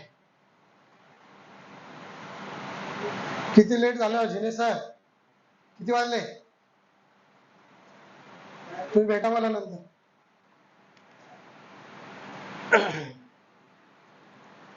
तर मोबाईल जो आहे तो मोबाईल सगळ्यांनी आपल्या कार्यालयामध्ये जमा करायचा आहे. जेव्हा तुम्हाला काही गरज वाटेल तर तेव्हा मात्र तुम्ही तुमच्या ऍक्टिव्हिटीसाठी मुख्याध्यापकांची परमिशन घेऊन तो मोबाईलचा वापर जो आहे तो मुलांसाठी आपल्याला करायचा आहे. थंब मशीनचा उपयोग आपण 1 जुलै पासून सुरू करणार आहोत. मी आधीच सांगितलं तुम्हाला. मुख्याध्यापकांशी चांगले रिलेशन्स आपले मेंटेन झाले पाहिजे, सगळ्यांशी आपले हेल्दी रिलेशन असले पाहिजेत. सगळ्यांना हेल्दी आपण गुड मॉर्निंग गुड आफ्टरनून करून चांगल्या वातावरणाने आपण शाळेमध्ये आलं पाहिजे. सगळ्यांनी एकमेकांना छान रिस्पॉन्स दिला गेला पाहिजे. परंतु इथे बऱ्याच जणांना ऍटिट्यूडचे प्रॉब्लेम्स असतात, ते शिक्षक असोत किंवा मुख्याध्यापक असोत. बऱ्याच जणांना असं वाटतं की मी कशाला गुड मॉर्निंग केलं पाहिजे, कशाला गुड आफ्टरनून केलं पाहिजे, पण तो तुमच्या एक व्यक्तिमत्वाचा भाग आहे किंवा आपल्या दैनंदिन जीवनाचा भाग आहे की आपण किती छान पद्धतीने एकमेकांशी वागतो किंवा बोलतो. तर ह्या शिष्टाचाराचे भाग आहेत. तर त्याच्यासाठी आपण तसं वागलं पाहिजे. सगळ्यांनी एकमेकांना छान रिस्पॉन्स दिला पाहिजे. ऑफिसचं काम बाजूला ठेवून मुख्याध्यापकांनी सुद्धा शिक्षकांना आपली जी माहिती आहे किंवा जे नियोजन आहे ते सुद्धा रोजचं रोज ते सांगितलं गेलं पाहिजे. हे सगळं झाल्यानंतर लगेचच आपल्या मित्रमैत्रिणींना भेटायला आपण 10 मिनिटं गेलं पाहिजे. काय झालं काय नाही हे विचारण्यासाठी. याची आपण काळजी घेतली पाहिजे. हे काही करायचं नाही. आपलं लगेच तुमचा परिपाठ लगेच सुरू होत असतो. त्या परिपाठाच्या रांगा करायच्या आहेत. विद्यार्थ्यांना व्यवस्थित शिस्तीत उभं करायचं आहे. काही शिक्षकच करत असतात, बाकीचे कॉम्प्युटर रूम मध्ये बसलेले असतात, बाकीचे वरांड्यामध्ये बसलेले असतात. CCTV तुमच्या सगळ्या बिल्डिंग्सला आहेत. त्याचं डायरेक्ट कनेक्शन माझ्याकडे आहे. ते मी बऱ्याच वेळेस पाहत असतो. याची तुम्ही नोंद घ्यावी. मुख्याध्यापकांकडे पण त्याचा ऍक्सेस आहे. तर याची काळजी सगळ्यांनी घेतली पाहिजे की तुम्ही कुठे आहात हे आम्ही शोधत असतो. रोज नाही, परंतु जेव्हा वाटलं तेव्हा आम्हाला वाटतं की आज याचा शोध घ्यावा, तर ते आम्ही शोधत असतो. तर त्याच्यासाठी विद्यार्थ्यांच्या रांगा असेल, परिपाठ असेल, तो व्यवस्थितपणे पार पाडला पाहिजे. याच्यासाठी सगळ्यांनी काळजी घ्यायची आहे. विद्यार्थ्यांचा गणवेश आणि नीटनेटकं राहणीमान कसं असेल या बाबतीत सगळ्यांनी सूचना द्यायची आहे. गणवेशाचं मला वाटतं आता 30 जून पर्यंत सगळे विद्यार्थी गणवेश घेतील याची काळजी आपण सगळ्यांनी घ्यायची आहे. विद्यार्थ्यांचे गणवेश व्यवस्थित राहतील, त्यांचं राहणीमान व्यवस्थित राहील, त्यांचे सॉक्स असतील, बूट असेल, आय कार्ड लवकरच मिळेल त्यांना. तर ह्या गोष्टी ज्या आहेत ते वर्ग शिक्षक किंवा विशेष शिक्षक म्हणून पाहणं तुमचं सगळ्यांचं काम आहे. परिपाठ व्यवस्थित होईल याची सगळ्यांनी काळजी घ्यायची आहे. दर शनिवारी विद्यार्थ्यांचं नख कटिंग असेल किंवा त्यांचे केस कटिंग असतील याच्याकडे सगळ्या वर्ग शिक्षकांनी लक्ष द्यायचं आहे. जे मुलं मुली शाळेत येत असतात त्यांच्यावर लक्ष द्यायचं आहे. ते उशिरा येतात का, त्यांचं दप्तर व्यवस्थित असतं का. मुलींच्या बाबतीमध्ये म्हटलं असेल तर त्यांच्या काही मुलींना आपण सगळ्यांनाच ज्यांचे केस मोठे आहेत त्यांना 2 वेण्या सांगितलेल्या आहेत. त्या सगळ्यांच्या 2 वेण्या असतील याच्याकडे आपण लक्ष दिलं गेलं पाहिजे. हे जे राहणीमान जे आहे ते सगळ्यांनी तुम्ही वर्ग शिक्षक म्हणून ते पाळणं खूप गरजेचं आहे. परिपाठामध्ये सुद्धा सगळे मुलं हात मागे बांधूनच येतील. शाळा सुटताना किंवा जाताना सुद्धा हात मागे बांधूनच जातील. याच्यासाठी सगळ्यांनी प्रयत्नशील राहणं गरजेचं आहे. जेंट्स सगळ्या शिक्षकांनी शाळा सुटताना शाळेच्या बाहेर गेटवर थांबणं खूप गरजेचं आहे. आणि महिला मंडळाने जे तुमचे मजले आहेत त्या सगळ्या मजल्यांवर थांबणं गरजेचं आहे. प्रत्येक पायऱ्यांवर थांबणं गरजेचं आहे.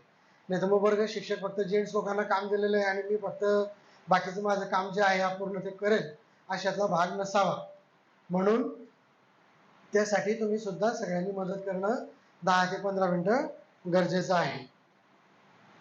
परिपाठ घेत असताना त्याच्यामध्ये विविधता असली पाहिजे. परिपाठ प्रमुखांनी त्याचं नियोजन आधीच करून द्यायचं आहे. मुख्याध्यापकांनी त्याच्यामध्ये लक्ष घालावं आणि दर आठवड्याचं नियोजन आपल्याला करून घ्यायचं आहे. त्याच्यामध्ये काय काय मुद्दे असतील ते भरपूर तुम्हाला ऑलरेडी माहीत आहे. त्याच्यामध्ये प्रार्थना येईल, राष्ट्रगीत येईल, आपलं राज्यगीत येऊ शकतं, सुविचार येतील, चालू घडामोडी येतील, वर्तमानपत्र येईल, बोधकथा येईल, काही प्रार्थना येऊ शकते. भरपूर असं म्हणजे तुम्ही आता कल्पकता त्याच्यामध्ये वापरू शकता. कशा पद्धतीने तो परिपाठ चांगला होईल. कारण परिपाठ जो आहे तो तुमचं शाळेचं प्रेझेंटेशन आहे. येणारे जाणारे पालक पाहत असतात की शाळेचा परिपाठ कसा होतो असतो. बरेच पालक जे आजूबाजूला राहतात ते सुद्धा मेसेज करतात की सर आज परिपाठ खूप सुंदर पद्धतीने झालेला आहे. तर हा परिपाठ जो आहे तो तुमच्या शाळेचं, तुमच्या वर्गाचं, तुमच्या विद्यार्थी मित्रांचं खूप छान प्रेझेंटेशनचा एक भाग आहे. तर याच्यासाठी आपण सगळ्यांनी प्रयत्न करायचा आहे. नंतर जे विद्यार्थ्यांचे वाढदिवस असतील त्या विद्यार्थ्यांच्या वाढदिवसांचा ऑप्शन आपल्याला करायचा आहे. विद्यार्थ्यांना शुभेच्छा कार्ड द्यायचा आहे. आतापर्यंत ज्यांचे वाढदिवस होऊन गेलेले आहेत त्यांचा आता लगेच तुम्ही मला वाटतं शुभेच्छा कार्ड आलेत का सर? आलेले आहेत. ते तुम्हाला उद्यापर्यंत मिळून जातील. त्या सगळ्या मुलांचे ज्यांचे शुभेच्छा कार्ड म्हणजे वाढदिवस झालेले आहेत त्याला सगळ्यांना देऊन टाकायचे आतापर्यंतचे. आणि इथून पुढे मात्र दर दिवशी ज्याचा बर्थडे असेल त्याचं ऑप्शन करायचं आणि त्या ऑप्शनाचे फोटोज त्या सगळ्या पालकांना आपल्याला लगेच वर्ग शिक्षकांनी पाठवायचे आहे. परिपाठामध्ये साऊंड सिस्टीमचा उपयोग शक्यतो बॅकग्राऊंड म्युझिक साठी करा. कारण सगळ्या मुलांना प्रार्थना, राष्ट्रगीत, प्रतिज्ञा हे सगळं पाठ झालं पाहिजे. ठीक आहे, सुरुवातीला थोडा वेळ लागतो मुलांना, 30 जून पर्यंत किंवा 10 जुलै पर्यंत मला काही हरकत नाही, तुम्ही ज्या प्रार्थना घेता. कारण नवीन मुलं आलेले आहेत तुमच्याकडे, त्यांचं पाठांतराला थोडा वेळ लागू शकतो. तर त्यासाठी आपल्याला प्रयत्न करायचा आहे की बॅकग्राऊंड म्युझिक आपल्याला त्याच्यासाठी लावायचं आहे. सगळा परिपाठ मुलांनीच करणं गरजेचं आहे. याच्यासाठी सगळ्यांनी प्रयत्नशील राहावं. कोणत्या मुलांना परिपाठ द्यायचा आहे हे सुद्धा नियोजन परिपाठ प्रमुखांनी किंवा विषय शिक्षकांनी, वर्ग शिक्षकांनी तो करायचा आहे. तुम्हाला कोणत्या मुलांना परिपाठ द्यायचा आहे त्याच्या आधीच तुम्ही पूर्वसूचना जी आहे ती सगळ्या आपल्या मुलांना देऊन टाकायची 2-3 दिवस आधी. कारण आठवड्याचं नियोजन तुमच्याकडे तयार असतं परिपाठाचं. तर लगेच आपण जर ते मुलांना दिलं तर ते मुलं तयारी करतील. तसं त्या पालकांना पण सांगायचं की तुमच्या मुलाला हा परिपाठ दिलेला आहे, त्याच्याकडून ती तयारी करून घेतात, पालक करून घेतात. आणि त्या परिपाठाचे फोटोज, व्हिडिओज पालकांना पाठवा. छान वाटतं की एवढ्या मुलांसमोर आमच्या मुलाने परिपाठ घेतला, मुलांनाही छान वाटतं, त्यांचं स्टेजरिंग वाढतं त्याच्यामध्ये. तर ह्या गोष्टी आपण सगळ्यांनी त्या पाळल्या पाहिजेत. आणि सगळ्या मुलांना संधी द्या. बरेच काय करता तुम्ही, फक्त जे मुलं पाठांतर करून येतात, जे मुलं ऍक्टिव्ह आहेत त्यांनाच तुम्ही संधी देण्याचं नियोजन करत असता. पण मला वाटतं की जे मुलं मागे आहेत त्यांना पण तुम्ही एखादी डिरिंग देऊन पहा, संधी देऊन पहा, छोट्याशा गोष्टीपासून सुरुवात करा. तर मला वाटतं त्याच्यामध्ये निश्चितपणे बदल होतील. सुरुवातीला नाही येणार, परंतु 2-4 वेळेस जर तुम्ही त्यांना चान्स दिला तर ते 100% यशस्वी होतील. पण आपण काय करतो, तुला येतच नाही, तुला जमणारच नाही, तुला करतच नाही. पालकांना पण आपण तेच तेच सांगत असतो. याच्याने निगेटिव्ह एनर्जी मुलांमध्ये तयार होत असते. उलट तुम्ही मुलांना मोटिवेट करा, त्यांना प्रोत्साहन द्या. तू करू शकतो, तुला जमेल, तू करून पहा. असे जर वाक्य आपण मुलांना फ्लॅश केले किंवा त्यांना प्रोत्साहन दिलं तर ते मुलं करतील. तुम्ही करून पहा. बरेच दिव्यांग मुलं सुद्धा आपल्या शाळेमध्ये आहेत, परंतु ते इतर मुलांपेक्षा ऍक्टिव्ह आहेत. तुमच्या असं लक्षात आलं असेल, आहेत असे मुलं. बाकीच्या गोष्टींमध्ये ते खूप पुढे असतात, अभ्यासामध्ये जरी ते मागे असले तरी.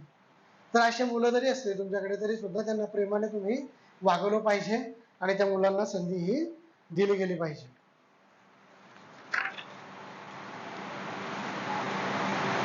रोज संध्याकाळी जात असताना पसायदान जे आहे ते आपल्या सगळ्या शाळांमध्ये, सगळ्या वर्गांमध्ये ते झालंच पाहिजे. याच्यासाठी सगळ्यांनी, मुख्याध्यापकांनी त्याची काळजी घ्यायची आहे. कधी कधी ते रेकॉर्डेड लावा, कधी कधी मुलांना पाठांतर करायला लावा, की जेणेकरून मुलांना ते पसायदान जे आहे ते मुलांचं पाठ होईल. तुमचा शिक्षक गणवेश जो आहे तो सुद्धा अतिशय व्यवस्थितपणे असला पाहिजे. शिक्षकांचं गणवेशांचं काम चालू आहे, ते लवकरच त्याच्या बाबतीमध्ये डिसिजन होणार आहेत. परंतु जोपर्यंत होत नाही तोपर्यंत युनिफॉर्म जो आहे तो तुमच्याकडे जर जुना युनिफॉर्म असेल तर तो घालण्याचा प्रयत्न करा. जर फाटलेला असेल तर दुसरा घाला, परंतु चांगला घाला की ज्याच्याने शाळेचं प्रेस्टिज खराब होणार नाही. व्यवस्थित घालण्याचा प्रयत्न करा. लवकरात लवकर युनिफॉर्म देण्याचा जेंट्स आणि लेडीज दोघांना आपला प्रयत्न असेल. बुधवार आणि शनिवारी शक्यतो पंजाबी ड्रेस तुम्हाला देण्याचं आमचं नियोजन आहे. इंग्लिश मिडियमला पंजाबी ड्रेसच आहे, परंतु 1 किंवा ते 2 असण्याची शक्यता आहे. तर त्याच्यामध्ये आपला प्रयत्न आहे की तुमचा युनिफॉर्म जो आहे तो व्यवस्थित असेल. यामध्ये आपण वेस्टकोट कंपल्सरी करणार आहोत. ती साडी असेल किंवा पंजाबी ड्रेस असेल, सगळ्यांनाच वेस्टकोट आपल्याला घ्यायचा आहे. त्याचा सुद्धा कोणता असेल, कोणत्या कलरचा असेल ते सगळं तुम्हाला नंतर दिलं जाणार आहे.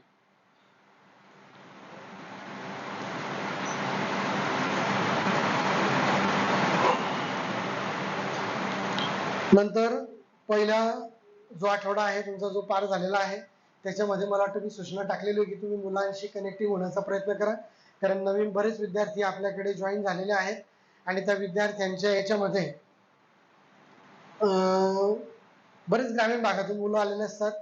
त्यांना थोडंसं ते गोष्टाळतात किंवा अजून त्यांचा परिचय नसतो. सिटीमध्ये आलेले आहेत तर त्या मुलांचा परिचय आपल्याला करून घ्यायचा आहे. पहिल्या आठवड्यामध्ये तुम्ही ते काम केलेलं असेल, मला असं अपेक्षित आहे. अशा विद्यार्थ्यांना तुमचा परिचय झाला पाहिजे, त्यांच्याशी नम्रतेने बोललं पाहिजे, प्रेमाने वागलं पाहिजे. याच्यासाठी आपण काळजी घेतली गेली पाहिजे. नंतर आपला परिपाठ संपल्यानंतर लगेचच आपल्या वर्गावर आपल्याला जायचं आहे आणि वेळेतच आपल्याला आपला पिरियड संपवायचा आहे.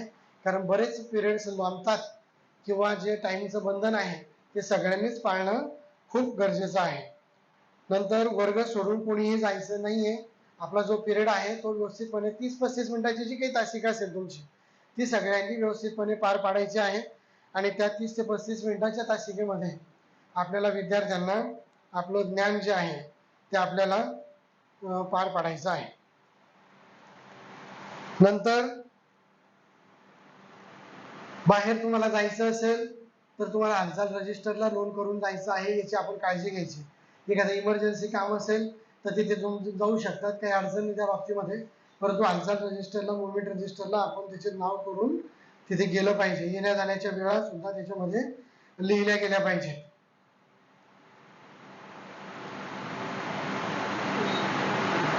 नंतर वह्या पुस्तकं जी आहेत, गव्हर्नमेंटची जी पुस्तकं आहेत ती सगळ्या मुलांना मिळालेली आहेत किंवा ज्यांना नाही मिळाली त्याच्यासाठी मुख्याध्यापक प्रयत्न करतील. काही जुने पुस्तकं असतील तर ती सुद्धा देण्याचा प्रयत्न करा. बाकीचे जे विदाउट ज्ञानच्या शाळा आहेत, आपल्या इंग्लिश मिडियम असेल किंवा इतर सेल्फ फायनान्स असेल, त्यांनी मात्र वह्या पुस्तकं जी काही तुम्हाला दुकानं ठरवून दिलेली आहेत त्या दुकानांमधून घेण्याचा लवकरात लवकर प्रयत्न करायचा. शक्यतो 25 तारखेपर्यंत सगळ्या मुलांची वह्या पुस्तकं कलेक्ट झाली पाहिजेत किंवा आली पाहिजे याच्यासाठी प्रयत्नशील राहा. कारण अभ्यासक्रम आपल्याला लवकरात लवकर आता सुरू करायचा आहे, याच्यासाठी सगळ्यांनी काळजी घ्यायची आहे. गणवेश सुद्धा ठीक आहे, काही पालकांनी कंप्लेंट केलेलं आहे की अजून तिथे उपलब्ध नाही आहेत. काही मुलांचे हाईटचा प्रॉब्लेम असतो किंवा ह्यांचे इश्यू असतात तर तिथे गणवेश उपलब्ध नाही, तर काही ठराविक मुलांना तुम्ही ती सूट द्या. परंतु तिथे पण दुकानदारांशी संपर्क करून लवकरात लवकर ड्रेस घेण्याचं आपल्याला नियोजन हे करायचं आहे.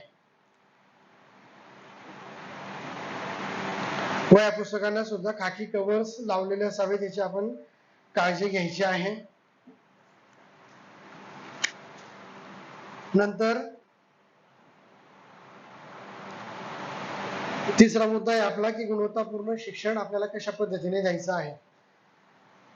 सुरुवातीस आपल्याला आपलं सहामाही आणि मासिक नियोजन आपलं तयार करणं गरजेचं आहे, जे तुम्ही तयार केलं असेल मला असं अपेक्षित आहे. त्यासाठी शाळेच्या सहामाही बैठकीचा आधार तुम्हाला घ्यायचा आहे. आपल्या विषयाच्या ज्या नोट्स आहेत, प्रश्नपेढी आहेत, उत्तरपेढी आहेत, होमवर्क आहे, MCQ आहेत, हे तुम्ही सर्वांनी तयार केलं असेल हे सुद्धा मला अपेक्षित आहे. तुम्हाला सुट्ट्या लागायच्या आधीच किंवा शाळेच्या पहिल्या दिवसापासून आम्ही तुम्हाला सांगितलेलं की तुम्हाला कोणते वर्ग आणि विषय वाटप झालेले आहेत ते सगळे नोट्स तुमच्या तयार असल्या पाहिजेत. ते सुद्धा तुम्हाला मुख्याध्यापकांना 30 जून पर्यंत ते सगळं दाखवायचं आहे आणि त्याचा उपयोग तुम्हाला अध्यापनासाठी करायचा आहे. प्रत्येक पाठाचा काळजीपूर्वक अभ्यास करूनच आपल्याला वर्गावर जायचं आहे. जो पाठ तुम्ही शिकवणार आहात तोच टाचनवहीमध्ये असला पाहिजे, याची सगळ्यांनी काळजी घ्यायची. नंतर टाचनवहीमध्ये वेगळा पाठ आहे, तुम्ही शिकवता वेगळंच आहे असं होता कामा नये. त्याच्यासाठी तुम्हाला प्लॅनिंग करायचं आहे आदल्या दिवशी की मला कोणता पाठ शिकवायचा आहे, बरोबर आहे, आणि त्यानुसारच त्या विषयाची किंवा त्या संबंधित पाठाची तयारी करून तुम्हाला वर्गामध्ये जायचं आहे. मुलांसमोर बॅड इम्प्रेशन आपलं होता कामा नये, याची आपल्याला काळजी घ्यायची आहे. पुस्तक न घेता शिकवण्याचा प्रयत्न करायचा आहे. बरेच जण अजून पण गाईडचा वापर करतात. गाईड वापरायलाच नाही पाहिजे. तुम्ही बिना पुस्तक आपल्याला शिकवण्याची प्रॅक्टिस कशी होईल याच्यासाठी आपला प्रयत्न असला पाहिजे. त्याच्यासाठी अभ्यास केला पाहिजे, नोट्स काढल्या पाहिजेत, MCQ काढले पाहिजे, मुलांना मला काय सांगायचं आहे याची तयारी केली गेली पाहिजे. हे सगळं उत्कृष्ट अध्यापनाचं काम आहे, परंतु आपल्याला वेळच नाही. आपण मोबाईल इतर कामांमध्ये TV मध्ये आपण गुरफटून गेलेलो आहोत. याची आपण सगळ्यांनी काळजी घेतली पाहिजे. कारण आपण एक पवित्र काम हाती घेतलेलं आहे, तर मुलांना ते चांगलं कसं मिळेल, माझ्या ज्ञानाचा फायदा कसा होईल मुलांना, याच्यासाठी आपण सगळ्यांनी काम करणं खूप गरजेचं आहे. प्रत्येक मुलाला तुम्ही शिकवल्यानंतर तो टॉपिक समजला का याचा आपण विचार केला पाहिजे. त्या धड्यावर, त्या पाठावर त्याला प्रश्न उत्तर विचारली पाहिजे, म्हणजे मग तुम्हाला कळेल की त्या मुलांना समजलं की नाही समजलं. तुम्ही फक्त हुशार मुलांनाच विचारतात की समजलं का, पण मागच्या बेंचवरचे जे विद्यार्थी आहेत त्यांना तुम्ही विचारणं गरजेचं आहे की त्यांना कळालं का. जेव्हा त्यांना कळालं असेल मागच्या बेंचवरच्या मुलांना, तेव्हा तुम्ही ते गृहीत धरू शकता की पुढच्याही मुलांना कळालं असेल. तर या गोष्टीचा आपण काळजी घेतली गेली पाहिजे आणि अध्ययन निष्पत्ती जी आहे ती मुलांना कळेल की नाही कळेल याच्यासाठी आपण प्लॅनिंग केलं गेलं पाहिजे. माझा पाठ मी सोप्या पद्धतीने कसा शिकू शकेल, काय मी करू शकतो, त्याच्यामध्ये कोणत्या ऍक्टिव्हिटीज वापरता येतील, काय टीचिंग एड्स मला वापरता येतील, काय आनंददायी शिक्षणाचा उपयोग मी माझ्या मुलांसाठी करू शकतो, डिजिटल आहे तुमच्याकडे त्याचा उपयोग करू शकतो. बरेच असे उपक्रम तुम्ही स्वतः सर्च करून त्या मुलांसाठी करू शकता, परंतु ते आपण करत नाही. आपण फक्त एक रटाळवाणा पद्धतीने शिकवण्याचा प्रयत्न करत असतो. आपल्याला समजत नाही आपण काय शिकवतो. मुलांना प्रश्न जेव्हा आपण विचारतो, एखादा प्रश्न मुलांनी विचारला तर आपण कन्फ्युज होऊन जातो की या मुलाने हा आवाक्याबाहेरचा प्रश्न कसा काय विचारून घेतला, याचा तर अभ्यास मी केलाच नव्हता, याचा तर विचारच केला नव्हता की मुलं असा प्रश्न विचारू शकतात. पण आपण त्याच्यासाठी प्रिपेअर असणं गरजेचं आहे. कारण मुलं खूप शार्प आहेत, आजची पिढी खूप ऍक्टिव्ह आहे, आपल्यापेक्षा ते खूप हुशार आहेत. सगळ्या प्रश्नांचा आपण त्याच्यासाठी विचार केला पाहिजे. MCQ काढण्याचा उद्देशच तो आपला आहे की त्या धड्यामधून काय काय प्रश्न निघू शकतात, काय मुलं विचारू शकतात, याचा आपण विचार केला. आणि तुम्ही जर सांगितलं की मी तुम्हाला उद्या सांगतो, संपला विषय. उद्या सांगतो म्हटल्यावर तुमची परीक्षा ती मुलं करून घेतात की मॅडमला काही जमत नाहीये, किंवा विचार करून सांगतो, किंवा तुम्ही टाळण्याचा प्रयत्न करता. तर असं जर होत असेल तर ही तुमच्या दृष्टिकोनातून खूप चुकीची गोष्ट आहे असं माझं मत आहे. आपण अध्यापनामध्ये जास्तीत जास्त इम्प्रुव्हमेंट कसं काम केलं पाहिजे याच्यासाठी प्रयत्नशील असलं पाहिजे. बसून कोणी शिकवायचं नाहीये, सगळ्यांनी उभं राहून टीचिंग करणं खूप गरजेचं आहे. खुर्च्या ज्या आहेत त्या फक्त तुम्हाला चक्कर वगैरे आली तर त्याच्यासाठीच तिथे दिलेली आहे. एखाद्याला काही मेडिकल इश्यू असेल, काही खूपच प्रॉब्लेम झाला, एखादं तुमचं हिमोग्लोबिन कमी झाला, काही प्रॉब्लेम आला, तर त्याच्यासाठी ती दिली, इमर्जन्सीमध्ये बसण्यासाठी फक्त. पण बरेच जण त्याचा दुरुपयोग करताना आम्हाला दिसतात. आणि शैक्षणिक कामकाज तिथे काम करत असतात. तुम्हाला कोणतंही कामकाज वर्गामध्ये करायची मुभा नाहीये, हे लक्षात घ्या. तुम्हाला त्याच्यासाठी जो शाळेत सुटल्यानंतरचा वेळ आहे, शाळा भरायच्या आधीचा वेळ आहे, तो तुम्हाला त्याच्यासाठी दिलेला आहे. त्या वेळेमध्ये आपल्याला ते काम करायचं आहे. विनाकारण शाळेमध्ये, वर्गामध्ये अशैक्षणिक कामकाज जे आहे ते वर्गामध्ये करता कामा नये. बरेच जण वर्गपाठ तपासतात, गृहपाठ तपासतात, निकाल करतात, पेपर चेक करतात, काहीतरी दुसरे काम टाचनवही काढतात. टाचनवही तर बऱ्याच वेळेस कार्यकर्ते असे पाहिलेत की परिपाठ सुरू व्हायच्या वेळेस 10 मिनिटं आधी परिपाठ करतायत. इतके हुशार आहेत, कारण वेळच नाही ना. सकाळपासून शाळेत असतात, दुपारपासून क्लासेसला जातात, संध्याकाळी 9 वाजेपर्यंत घरी येतात. दुपारपासून सकाळपासून एवढी एनर्जी येईल कुठून? फॅमिलीला टाइम द्यायचा आहे, दिवसभर कष्ट करायचं आहे, मग मुलांना वेळ कुठून देता येईल? घरी सुद्धा वेळ देणं गरजेचं आहे. लगेच झोपून जातो किंवा मोबाईल पाहत बसेल, तासन काढायचं. जे महत्वाचं आहे, जिथे आपण काम करतो, पहिल्यांदा तिथे प्राधान्य दिलं गेलं पाहिजे की तिथं माझं काम काय. हा ठीक आहे ना, तुम्ही आमचं काम करून तुम्ही बाहेर तुम्ही काही करा, आमचं काही घेणं नाही. परंतु तुम्ही बाहेरचे रिकामे कामं करून इथल्या कामांना जर कधी अडथळा आणणार असाल, इथे जर चुकीचं काम करत असाल, तर या बाबतीमध्ये तुमचा विचार निश्चितपणे केला जाईल. बरेच जणांचं पाहिलेलं आहे. टाचनवही इथे इथे कॉम्प्युटर रूम मध्ये काढतात ते, किंवा एखाद्या आडोशाला बसून काढतात आणि एकदम धावपळीमध्ये ते टाचनवही तिथे ठेवतात. तर हे खूप चुकीची पद्धत आहे. याच्यासाठी वेळ शाळेसाठी आणि आपल्या अध्यापनासाठी काढणं खूप गरजेचं आहे. नंतर शिकवत असताना आपल्या पाठाशी संबंधित विषयावरच आपण बोललं गेलं पाहिजे. तुम्हाला 30च मिनिटाचा वेळ आहे, तुम्ही त्या विषयाशी संबंधित, त्या पाठाशी संबंधितच बोललं गेलं पाहिजे. बरेच जण विनाकारण विषयांतर करून घरच्या गप्पांपासून सगळं सांगत बसतात तिथे. विषय काय चालला आहे, पाठ काय चालला आहे, तुम्ही सांगता काय, मुलांना किती त्याचं बोर होत असतं. तर ह्या गोष्टी करणं खूप गरजेचं आहे की आपलं अध्यापन जे आहे ते मुलांना अति उत्कृष्ट पद्धतीने ते दिलं गेलं पाहिजे. तर विषयांतर न करता आपल्या पाठावरच आपला फोकस जो आहे तो हा असला पाहिजे. त्याच्याने तुमचं वार्षिक नियोजन कोलमडतं, तुम्हाला वेळ कमी पडतो. तुम्हाला माहित पाहिजे की मला इतके पाठ आहेत, इतके पाठांना शिकवण्यासाठी माझ्याकडे इतके वेळ आहेत, इतक्या तासिका आहेत आणि या तासिकांमध्ये मला माझा अभ्यासक्रम संपवायचा आहे. तर हे नियोजन म्हणतात याला. तुम्ही विनाकारण चर्चा करताय, विनाकारण टाइमपास करताय, याला काही अर्थ नाहीये. तर याच्यासाठी तुम्ही त्याचा उपयोग किंवा त्याचं नियोजन हे केलं गेलं पाहिजे. वर्गपाठ संपल्यानंतर किंवा पिरियड झाल्यानंतर तुमचा जो होमवर्क आहे तो लगेच त्याच दिवशी पालकांना दिला गेला पाहिजे. हा महत्वाचा पॉईंट आहे क्लासवर्क, होमवर्क अध्यापनाच्या बाबतीमध्ये. क्लासवर्क जो आहे तो त्या दिवशीच झाला पाहिजे किंवा दुसऱ्या दिवशी करा. ठीक आहे, आज तुम्हाला वेळ नाही मिळाला, आज तुम्हाला टीचिंगसाठीच तो तुमचा पिरियड संपलेला आहे, दुसऱ्या दिवशी तुम्ही क्लासवर्क साठी काम करा. नंतर तुम्ही होमवर्क द्या मुलांना, तो दुसऱ्या तिसऱ्या दिवशी तो चेक झाला पाहिजे. बरेच शिक्षक होमवर्क चेक करत नाहीत किंवा चेक करताना नुसतं राईट करत असतात, व्यवस्थितपणे ते चेक केलेलं नसतं. तर ह्या गोष्टी टाळल्या पाहिजेत. राईट करणं म्हणजे चेक करणं नाही, ते व्यवस्थितपणे चेक केलं गेलं पाहिजे. आणि त्याच्यासाठी त्याचं त्याचं काय चुकलेलं आहे, तिचे गोल दिले गेले पाहिजे, तिथे काहीतरी तुम्हाला छान वाटलं असेल, तिथे स्माइली दिलं गेलं पाहिजे, त्यांना ॲप्रिशिएट केलं गेलं पाहिजे. ह्या गोष्टी शिक्षकांनी पाळल्या पाहिजे. मुलांना छान वाटतं जर तुम्ही त्यांना ॲप्रिशिएट केलं असेल तर. पण काही नाही, नुसतं राईट केलेलं आहे, संपला गृहपाठ, याला काही अर्थ नाही आहे.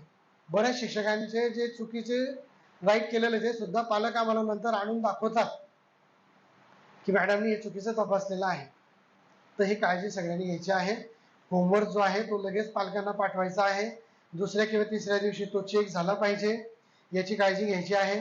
वर्गपाठासाठी आपल्याकडे बऱ्याच ठिकाणी व्यवसायमाला आहे, जिथे व्यवसायमाला अवेलेबल नाही आहे किंवा आपण जिथे लावलेली नाही आहे, काही वर्गांना नाही आहेत, काही विभागांना नाही आहेत, तर त्यांनी आपल्याकडे ज्या नोट्स आहेत तुम्ही ज्या काढलेल्या आहेत, ते IMCQ असेल, नोट्स असतील, प्रश्नपेढी असेल, उत्तरपेढी असेल, याच्यातला उपयोग तुम्ही वर्गपाठासाठी आणि गृहपाठासाठी करायचा आहे. आलं लक्षात? हो का नाही? हा, म्हणजे जागेत. तर वर्गपाठासाठी व्यवसायमाला जिथे नाही अवेलेबल तिथे तुमच्या नोट्स, तुमचे MCQ, तुमचे प्रश्नपेढी याचा वापर आपल्याला करायचा आहे. गृहपाठासाठी सुद्धा त्याचा उपयोग करायचा आहे. बरेच जण मला सांगतात की वर्गपाठामध्ये तेच असतं की जे व्यवसायवाले असतं, ती तुमची चुकीची भूमिका आहे. तुम्ही शोधतच नाही. व्यवसायमालेमध्ये सुद्धा काही प्रश्न वेगळे आहेत, धड्याखाली काही सुद्धा काही प्रश्न वेगळे आहेत, किंवा तुम्ही जे नोट्स काढतात त्याच्यामध्ये सुद्धा काही प्रश्न वेगळे आहेत. पण आपण त्याचा वापरच नाही करत किंवा ते शोधत नाही, म्हणून तो प्रॉब्लेम येतो. तर आपण जेवढं तुम्ही अध्यापनामध्ये घुसाल किंवा जितकं नॉलेज करण्याचा प्रयत्न कराल तेव्हा तुम्हाला तितकं गृहपाठ देण्यासाठी सोपं होणार आहे. त्याच्यामुळे क्लासवर्क हा व्यवस्थित झालाच पाहिजे. होमवर्क 2-3 दिवसांनी चेक झाला पाहिजे आणि दर 15 दिवसाला टेस्ट ही झाली पाहिजे. हा सगळ्यात महत्त्वाचा पॅटर्न आहे, सगळ्यांनी लिहून घ्यायचा आहे की टेस्ट ही जी 2 चॅप्टरला किंवा एका चॅप्टरला दर 15 दिवसाला झालीच पाहिजे. त्याचा सुद्धा निकाल आपल्याला लगेच चेक करून पालकांना द्यायचा आहे.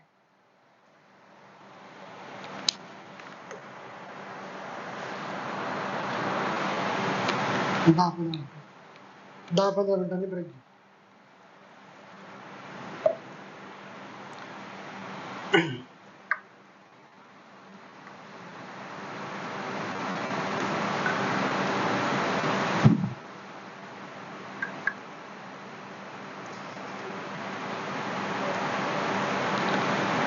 वाचन लेखन आणि पाढे पाठांतर, स्पेलिंग्स याच्यावर सुद्धा आपल्याला खूप भर द्यायचा आहे.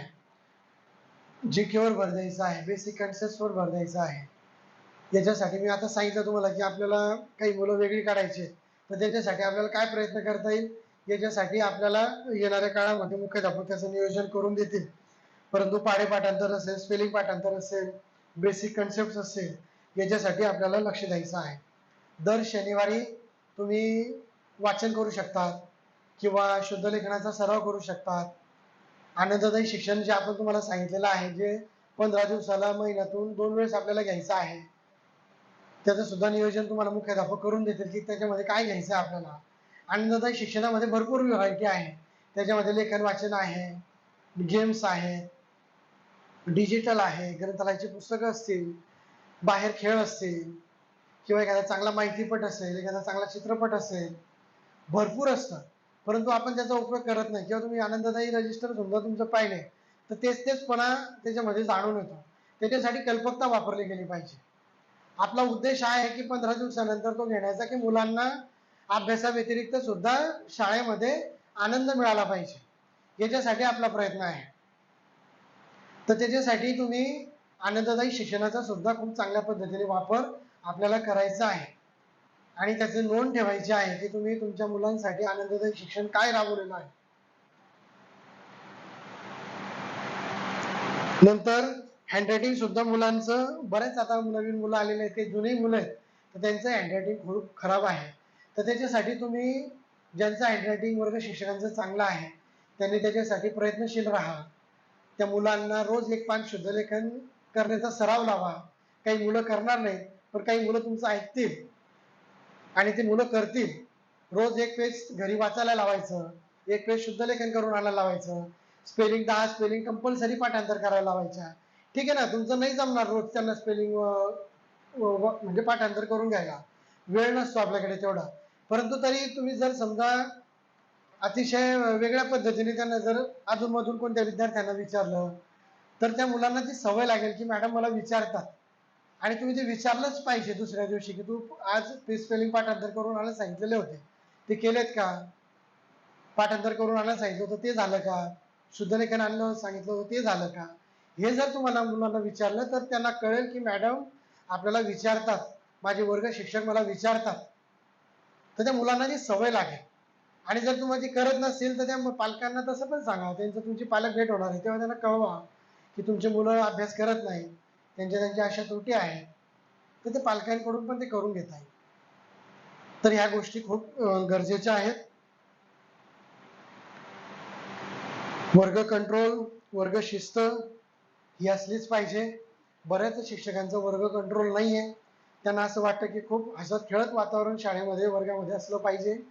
इतकं पण हसत खेळत नसावं की ते तुमच्या डोक्यावर चढतील आणि तुम्हाला वेगळ्या पद्धतीने बोलतील. मुलांना एक लेव्हल पर्यंत ठेवलं गेलं पाहिजे, मग ते मोठे मुलं असोत किंवा छोटे मुलं असोत. ठीक आहे, कधी प्रेमाने बोला, कधी रागून बोला, कधी स्ट्रिक्टली बोला. ही आपल्याला लवचिकता आली पाहिजे की कुठे मी प्रेमाने बोललो पाहिजे, कुठे मी शिस्त ठेवली पाहिजे. तुमच्या बेशिस्तपणाचा किंवा तुमच्या वर्गाच्या गोंधळाचा परिणाम इतर वर्गांवर होत असतो किंवा बाजूच्या वर्गांवर होत असतो. आपल्या अशी काही वर्गाची सिस्टीम नाही की खूप 500-500 मीटरचं अंतर आहे, लागूनच वर्ग आहे. त्याच्यामुळे शिस्त जी आहे ती वर्गातली आपण सगळ्यांनी ठेवणं खूप गरजेचं आहे.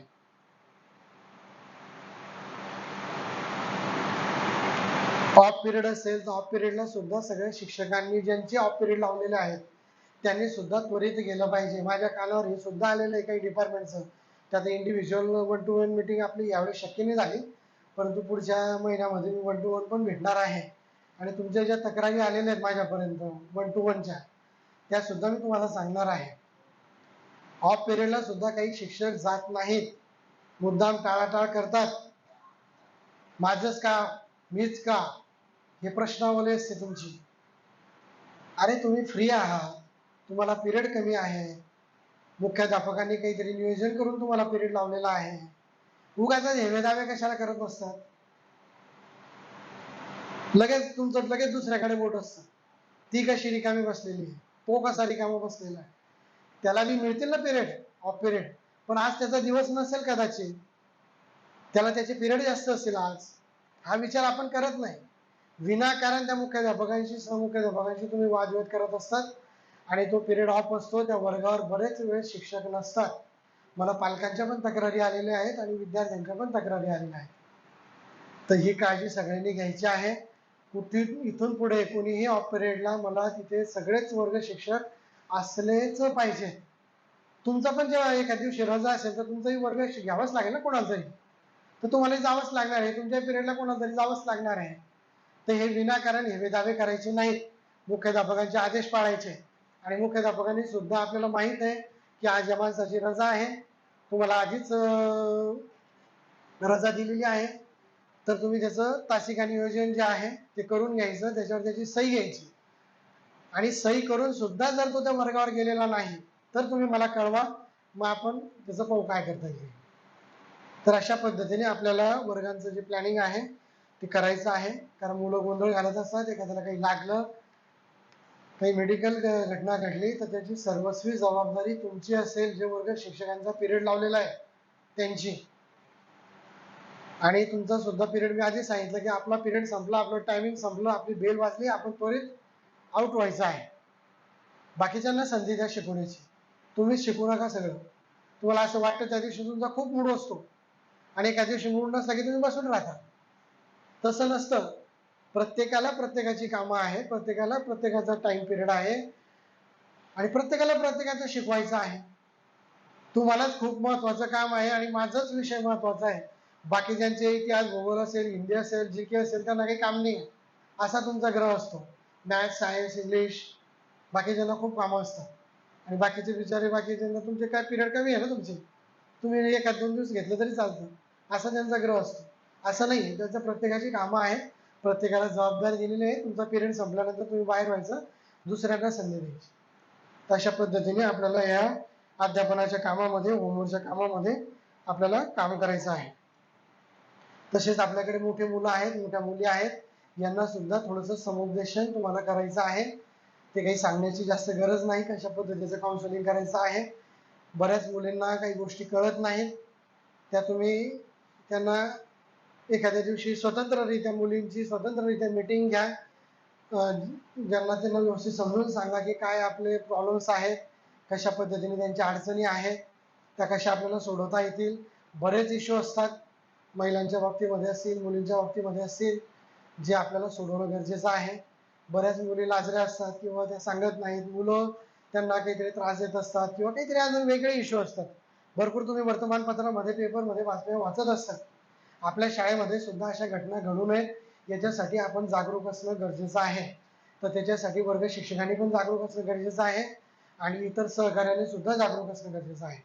तुम्हाला केव्हाही कोणतीही घटना जर तुम्हाला चुकीची आढळली असेल किंवा वाटत असेल तर त्वरित तुम्ही मुख्याध्यापकांना ते सांगणं गरजेचं आहे आणि मुख्याध्यापकांनी किंवा शिक्षकांनी संस्थेकडे ते आणणं गरजेचं आहे. त्यांचं काउन्सिलिंग व्यवस्थित करायचं आणि काय चुकीच्या गोष्टी आहेत, काही चांगल्या गोष्टी आहेत, हे त्यांना व्यवस्थित समजून सांगायचं आहे. आणि या बाबतीमध्ये शिक्षकांनी सुद्धा खूप काळजी घ्यायची आहे, जेंट्स शिक्षकांनी विशेषतः, की आपल्याकडे मोठे मुलं आहेत, मोठ्या मुली आहेत, आपलं त्यांचं जे बॉन्डिंग आहे किंवा आपले जे रिलेशन्स आहेत ते एक मर्यादेपर्यंत असले पाहिजे. बऱ्याच वेळेस आपण इन्व्हॉल्व्ह होऊन जातो, म्हणजे आपल्यामध्ये ते काय आपलं कधी कधी आपलं काय असतं की आपण भावनेच्या भरी जातो असं आपल्याला म्हणता येईल, की आपण भावनेच्या आरी जाऊन मुलांमध्ये जास्त इन्व्हॉल्व्ह होतो. ते होता कामा नये आणि या बाबतीमध्ये मुलांपेक्षा मुली जास्त सेन्सिटिव्ह असतात आणि हेच वय असतं 8वी ते 10वी वयाचं, की त्या वयामध्ये मुली वेगळ्या पद्धतीने किंवा वेगळ्या मार्गाला त्या लागत असतात. ती मॅच्युरिटी नसते त्या मुलींमध्ये आणि त्या सुद्धा त्या प्रवाहामध्ये वाहवत असतात. तर जैन शिक्षकांनी या बाबतीमध्ये खूप काळजी घेणं गरजेचं आहे. एक ठराविक अंतर मुलींमध्ये आणि आपल्यामध्ये असलं पाहिजे. आपला मोबाईल नंबर मुलांकडे मुलींकडे कोणाकडे नसावा याची काळजी आपण सगळ्यांनी घ्यायची आहे. कोणतेही व्हॉट्सअप चॅट, कोणतेही फेसबुक लाईव्ह, कोणतं युट्यूब किंवा काही पण इन्स्टा वगैरे सगळं कोणीच कोणाला लाईक करायचं नाही, कोणाला सबस्क्राईब करायचं नाही, कोणाला शेअर करायचं नाही, कोणाला कमेंट करायचं नाही, कोणालाच कोणताच आपले मोबाईल नंबर त्याच्याकडे नसले पाहिजे. काय असतं, आपण त्याच्यावर वाहवत जातो, एक कमेंट आली का आपण त्याच्यात पुढे पुढे पुढे पुढे जात जातो आणि त्याचे दुष्परिणाम तुम्हालाही भोगावे लागतात आणि ते शाळेलाही आणि संस्थेलाही भोगावे लागतात. आणि एक चूक सगळं नाव खराब करत असते. एवढी जी आपली 20 वर्षाची मेहनत आहे, हे जे आज आपण एवढं मोठं एम्पायर उभं केलेलं आहे, फक्त एक चूक त्या शिक्षकाची किंवा त्या मुलांची किंवा त्या मुलींची ही आपल्याला भोगावी लागू शकते. शिक्षकच नाही, नॉन टीचिंग कर्मचारी सुद्धा, ते सगळेच असू शकतात. वॉचमन असू शकतात, मावशी असू शकतात, अकाउंटंट असू शकतात, सगळे. मी कोणालाच असं म्हणणार नाही स्पेसिफिक की जेंट्स किंवा लेडीज, सगळ्यांनीच आपण ती काळजी घेणं खूप गरजेचं आहे. आणि या बाबतीमध्ये मी आणि संस्था खूप स्ट्रिक्टली आहे. जर अशी कुठेही चुकीची घटना घडली किंवा मला कळालं तर तो तुमचा शेवटचा दिवस असेल शाळेमधला, हे लक्षात घ्यायचं. आपलं काम व्यवस्थितपणे जबाबदारीने काम करायचं, कारण तुमच्या मागे संस्थेचं आणि शाळेचं नाव आहे, हे लक्षात घ्या. तुम्ही इंडिव्हिज्युअल नाही आहात. त्याच्यामुळे ही काळजी सगळ्यांनी खूप गरजेची आहे. बाकीचं स्वच्छतेचं जे आहे ते मावशांना आपण नंतर स्वतंत्ररित्या समजून घ्यायचं आहे. फक्त एक वॉटर वेल उपक्रम तुम्ही मागच्या वर्षी व्यवस्थित राबवलेला नाही, या बाबतीमध्ये मी वर्ग शिक्षकांसोबत मुख्याध्यापकांना सुद्धा दोषी ठरणार आहे. मुख्याध्यापकांनी सुद्धा व्यवस्थित लक्ष दिलं नाही, निष्काळजीपणा त्याच्यामध्ये केलेला आहे. माझ्यापर्यंत माहिती आली, परंतु माझ्या मागे खूपच धावपळ होती मागच्या वर्षी दीदीच्या लग्नामुळे, मी इतकं प्रॉपरली लक्ष देऊ शकलो नाही. परंतु मी जेव्हा मला वेळ मिळाला तेव्हा मी त्याचा आढावा घेतला, तर बऱ्याच ठिकाणी तो उपक्रम बंद झालेला मला दिसला. मग विचारलं तर मग काही गरज नव्हती, पाणी कमी होतं, पावसाळ्याचे दिवस होते, थंडीचे दिवस होते, मुलांना तहान लागत नव्हती, असे काही कारण होतात. ते पाणी पिवत का नको पिवत, आपलं काम काय आहे, आपल्याला वॉटर बेल उपक्रम सुरू करायचा आहे आणि तो सातत्यपूर्ण सुरू असला पाहिजे. वॉटर बेल म्हणजे काय, की दर तासाला आपल्याला मुलांना पाणी पिण्याची सवय ही लावायची आहे. तुम्ही सुद्धा सवय लावा. सगळ्यांनी पाणी पिणं खूप गरजेचं आहे आपल्या याच्यासाठी, आपल्या बॉडीसाठी किंवा आपल्या हेल्थसाठी, तर ते गरजेचं आहे. तर वॉटर बेल उपक्रम सगळ्यांनी तो कंपल्सरी 1 जुलैपासून सुरू करायचा आहे. 1 तासाची ती बेल होईल. त्या मावशींना सुद्धा सांगायचं की बेल वेगळ्या पद्धतीने वाजवायची, नाहीतर पिरियडच्या बेलला वॉटर बेल लावा, वॉटरच्या बेलला पिरियड लावा, असं करू नका. तर ती ठराविक बेल व्यवस्थित सिस्टीम लावा त्याची, आणि ती वॉटर बेल व्यवस्थित दर तासाला झाली पाहिजे. मुलांना तशी सवय लावायची कंटिन्यू. काही ठिकाणी पाण्याचं वॉटर कूलरचा अभाव आहे, त्या सुद्धा सूचना माझ्याकडे आलेल्या आहेत. त्या सुद्धा लवकरात लवकर तुम्हाला पाण्याची सुविधा जास्तीत जास्त आपण उपलब्ध करून देण्याचा प्लॅनिंग हा करून देणार आहोत.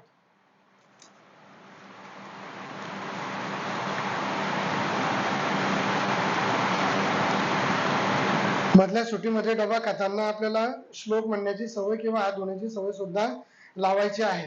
तुम्ही सुद्धा त्यांच्या सोबतच डबे खाण्याची सवय लावा, जेणेकरून मुलांमध्ये शिस्त पण राहील आणि त्यांच्यावर सुद्धा तुमचं लक्ष असणार आहे. डब्याचं वेळापत्रक आपल्याला मुलांना द्यायचं आहे, ते आपल्या फाईलमध्ये सुद्धा आहे, डायरीमध्ये सुद्धा आहे. त्या अनुषंगाने पालकांना सुद्धा द्या की कशा पद्धतीने मुलांना डबा खायचा आहे किंवा त्यांनी त्या पद्धतीने आहार हा आणायचा आहे. दप्तराचं ओझं जास्तीत जास्त कमी करण्याचा प्रयत्न करा.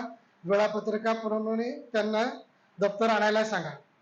डिजिटलचा वापर प्रत्येक पाठानंतर डिजिटल क्लासरूम मध्ये आपल्याला विद्यार्थ्यांना न्यायचा आहे.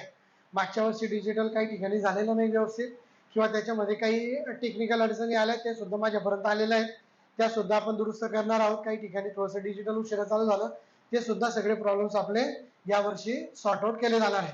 मात्र डिजिटलचा उपयोग सगळ्या शिक्षकांनी आपला पाठ संपल्यानंतर डिजिटलमध्ये मुलांना न्यायचा आहे.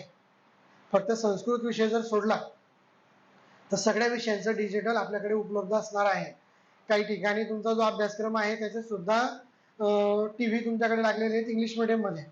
तो सगळा जो अभ्यासक्रम, जे पुस्तकं तुम्ही प्रकाशनाचे घेतलेले आहे, त्याचं प्रकाशनाचा सगळा सिलेबस त्या टीव्ही मध्ये आहे. तर त्याचा उपयोग तुम्ही करायचा आहे. प्रत्येक ठिकाणी डिजिटल तर आहेच. आता नवनीत कंपनीचं सॉफ्टवेअर आपण घेणार आहोत येणाऱ्या काळामध्ये. काही केआन सॉफ्टवेअर घेणार आहोत, आणि काही तुमच्याकडे आता स्मार्ट बोर्ड पण तुम्हाला प्रत्येक डिपार्टमेंटला मी अवेलेबल 2-3 दिवसापूर्वी करून दिलेले आहे. त्याचा सुद्धा एक डेमो तुम्हाला येणाऱ्या काळामध्ये दिला जाणार आहे. स्मार्ट बोर्डचा उपयोग कसा करायचा डिजिटल पेक्षा, हे सुद्धा तुम्हाला समजून घ्यायचं आहे. एआयचा उपयोग कसा करायचा हे समजून घ्यायचं आहे. जितके तुम्ही टेक्नो सेव्ही व्हाल, फेसबुक इतर रील्स पाहण्यापेक्षा, इन्स्टा पाहण्यापेक्षा हे पहा की मला एआयचा उपयोग काय करता येईल, चॅट जीपीटीचा उपयोग काय करता येईल, माझ्या अध्यापनामध्ये एआय मला काय मदत करू शकतं, याचा उपयोग करा. डिजिटल कन्सेप्ट त्याच्यासाठी आहे की मुलांना तुम्ही शिकवलेलं बऱ्याच वेळेस समजत नाही, तर व्हिज्युअली जेव्हा आपण एखाद्या मुलाला समजवतो, एखादा चित्रपट दाखवतो, ते मुलांचे लवकर क्लिअर होतं. तर ते आपल्याला मुलांना समजून सांगायचं आहे. तर त्याच्यासाठी डिजिटलचा उपयोग सातत्यपूर्ण आणि व्यवस्थित त्याचं वेळापत्रक मुख्याध्यापक करून देतील. 1 जुलैपासून आपण त्याचा सुद्धा सुरू आपल्याला ते करायचं आहे.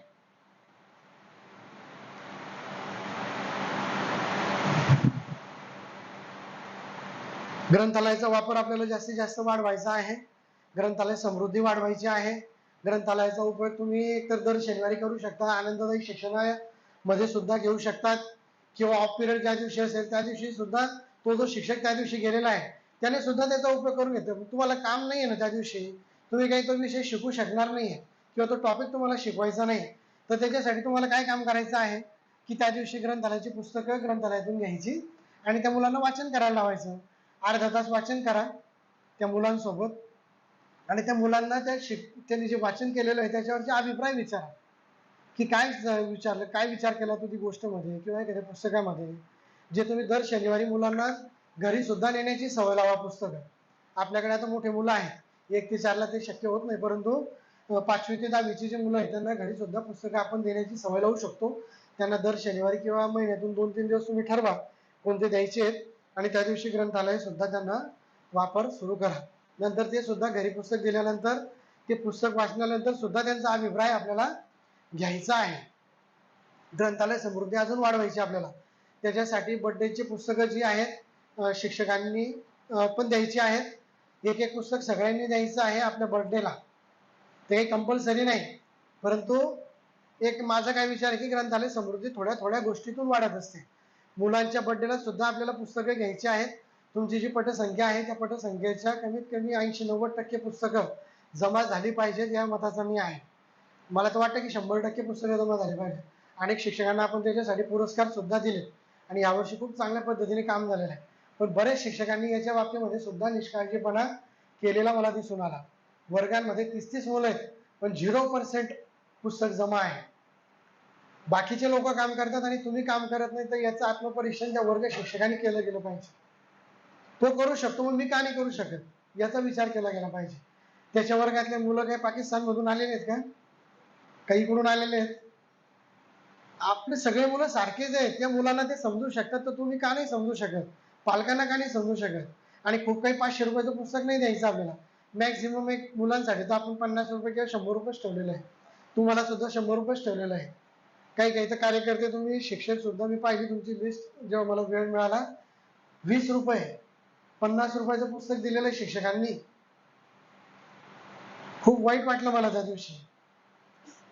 म्हणजे एवढी सुद्धा आपली संस्थेप्रती बांधिलकी म्हणता येईल किंवा एक मुलांप्रती बांधिलकी म्हणता येईल की आपण 100 रुपये खर्च करू शकत नाही. बाकीच्या वेळेस आपण हक्काने मांडतो, हे असं नाही, हे असं पाहिजे, तसं नाही, तसं पाहिजे, माझे इथे पैसे गेले, माझं इथे असं झालं नाही. पण इथे नाही आपण विचार करा. फक्त 100 रुपयाचं पुस्तक घ्यायचं आहे, तुम्ही जास्तीत जास्त देऊ शकता पण कमीत कमी 100, जास्तीत जास्त किती पण. काही लोकांनी खूप छान पुस्तके दिली, 300, 500, 1000 रुपयापर्यंतचं डोनेशन त्या पुस्तकांच्या माध्यमातून मिळालेलं आहे आणि त्याचा उपयोग खूप छान पद्धतीने आपल्या ग्रंथालयासाठी तो झालेला. त्याच्या बाबतीमध्ये मला वाटतं सगळ्यांनी विचार करावा असं मला वाटतं. जीकेचं सुद्धा आपल्याला खूप चांगल्या पद्धतीने काम करता येईल. जीके साठी मुख्याध्यापकांना एक सूचना की मागच्या वर्षी आपण जीके कॉम्पिटिशन घेऊ शकलो नाही, परंतु आपल्याकडे 2-3 वर्षाचेच बंच आहेत, तर आता जून पासूनच आपण त्याची सुरुवात करू की एक कमिटी त्याच्यासाठी नेमा की ज्याच्यासाठी प्रत्येक विषय तज्ञ त्याच्यासाठी नेमा प्रत्येक विषयाचे आणि प्रत्येकाने त्याच्या विषयाच्या संबंधित 50 प्रश्न विषयाशी संबंधित काढून मुख्याध्यापकांकडे जमा करायचे आहे.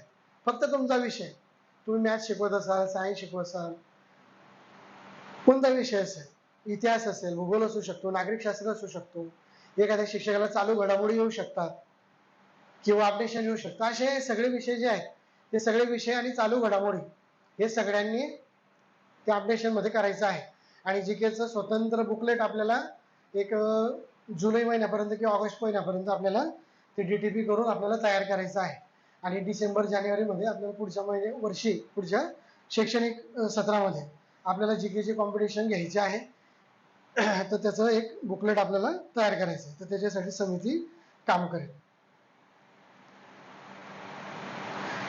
त्या प्रगत विद्यार्थ्यांचा आढावा मी तुम्हाला सांगितलं की त्या प्रगत विद्यार्थ्यांची स्वतंत्र बॅच आपल्याला तयार करायची आहे आणि प्रत्येक निकालामध्ये त्या प्रगत विद्यार्थ्यांचा आढावा घेतला जाऊन त्या मुलांमध्ये सुधारणा जी आहे ती आपल्याला दिसली गेली पाहिजे. वर्ष अखेर प्रत्येक मुलाला लिहिता वाचता येईल याच्यासाठी आपल्याला प्रयत्न करायचे आहेत किंवा त्याची बेसिक कन्सेप्ट जे आहेत त्या क्लिअर झाल्या पाहिजेत, याच्यासाठी आपल्याला प्रयत्न करायचे आहेत. कारण जास्त काही अपेक्षा आपल्या नाही आहेत, मुलांच्या असोत, पालकांच्या असोत किंवा संस्थेच्या असोत, परंतु मुलांना कमीत कमी बेसिक वाचन आलं पाहिजे, लिहिता वाचता आलं पाहिजे आणि त्यांच्या बेसिक कन्सेप्ट सगळ्या विषयांच्या क्लिअर झाल्या पाहिजे. सुरुवातीच्या काळामध्ये तुम्हाला त्रास होईल, परंतु एक ठराविक अभ्यासक्रम सुद्धा एक चांगली सूचना याच्यामध्ये आलेली आहे की याचं बेसिकचं सुद्धा एक बुकलेट आपण तयार केलं गेलं पाहिजे. खूप चांगली सूचना मिळाली होती, त्याचं सुद्धा मुख्याध्यापकांनी नोट डाऊन करून ठेवायचं की बेसिकचं सुद्धा एक स्वतंत्र पुस्तक आपल्याला तयार करायचं आहे.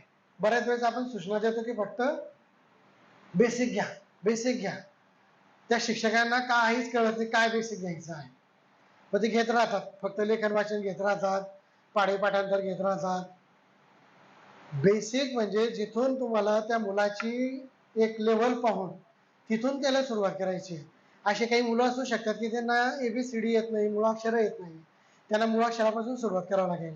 ज्यांच्या त्या बेसिक कन्सेप्ट क्लिअर आहेत परंतु पुढच्या कन्सेप्ट क्लिअर नाही, तर त्यांच्यासाठी वेगळं बुकलेट असलं पाहिजे. तर ह्यासाठी 2 पुस्तकं आपल्याला तयार करायची आहेत, एक एकदम बेसिक लेवल आणि एक थोडीशी मीडियम लेवल की ज्या मुलांना बेसिकच्या पुढचं शिकवायचं आहे. मग त्याच्यासाठी 2 बॅचेस आपल्याला तयार करता येतील किंवा 2 वेगळं काहीतरी पॅटर्न तयार करता येईल. तर याच्यासाठी आपल्याला तो प्रयत्न करायचा आहे.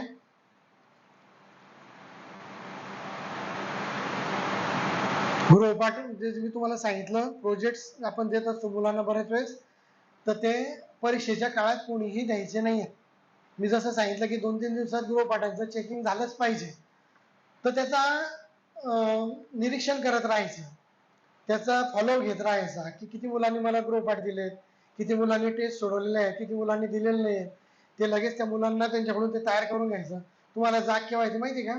तुमच्या परीक्षांच्या काळांमध्ये. मला अपडेशन करायचं आहे, मला स्टॅम्प मारायचा आहे, किंवा मला मुलांचे सगळं शैक्षणिक कामकाज पूर्ण झालेलं मुख्याध्यापकांना दाखवायचं आहे. मग तुम्ही त्या मुलांच्या मागे लागतात की गृहपाठ कंप्लीट करून आणा. मग पालकांना असं वाटतं की हे गृहपाठ आत्ताच दिलेले आहेत का काय. तर त्याच्यासाठी नियमितपणे सराव करायचा, मुलांना सातत्यपूर्ण लक्ष ठेवायचं.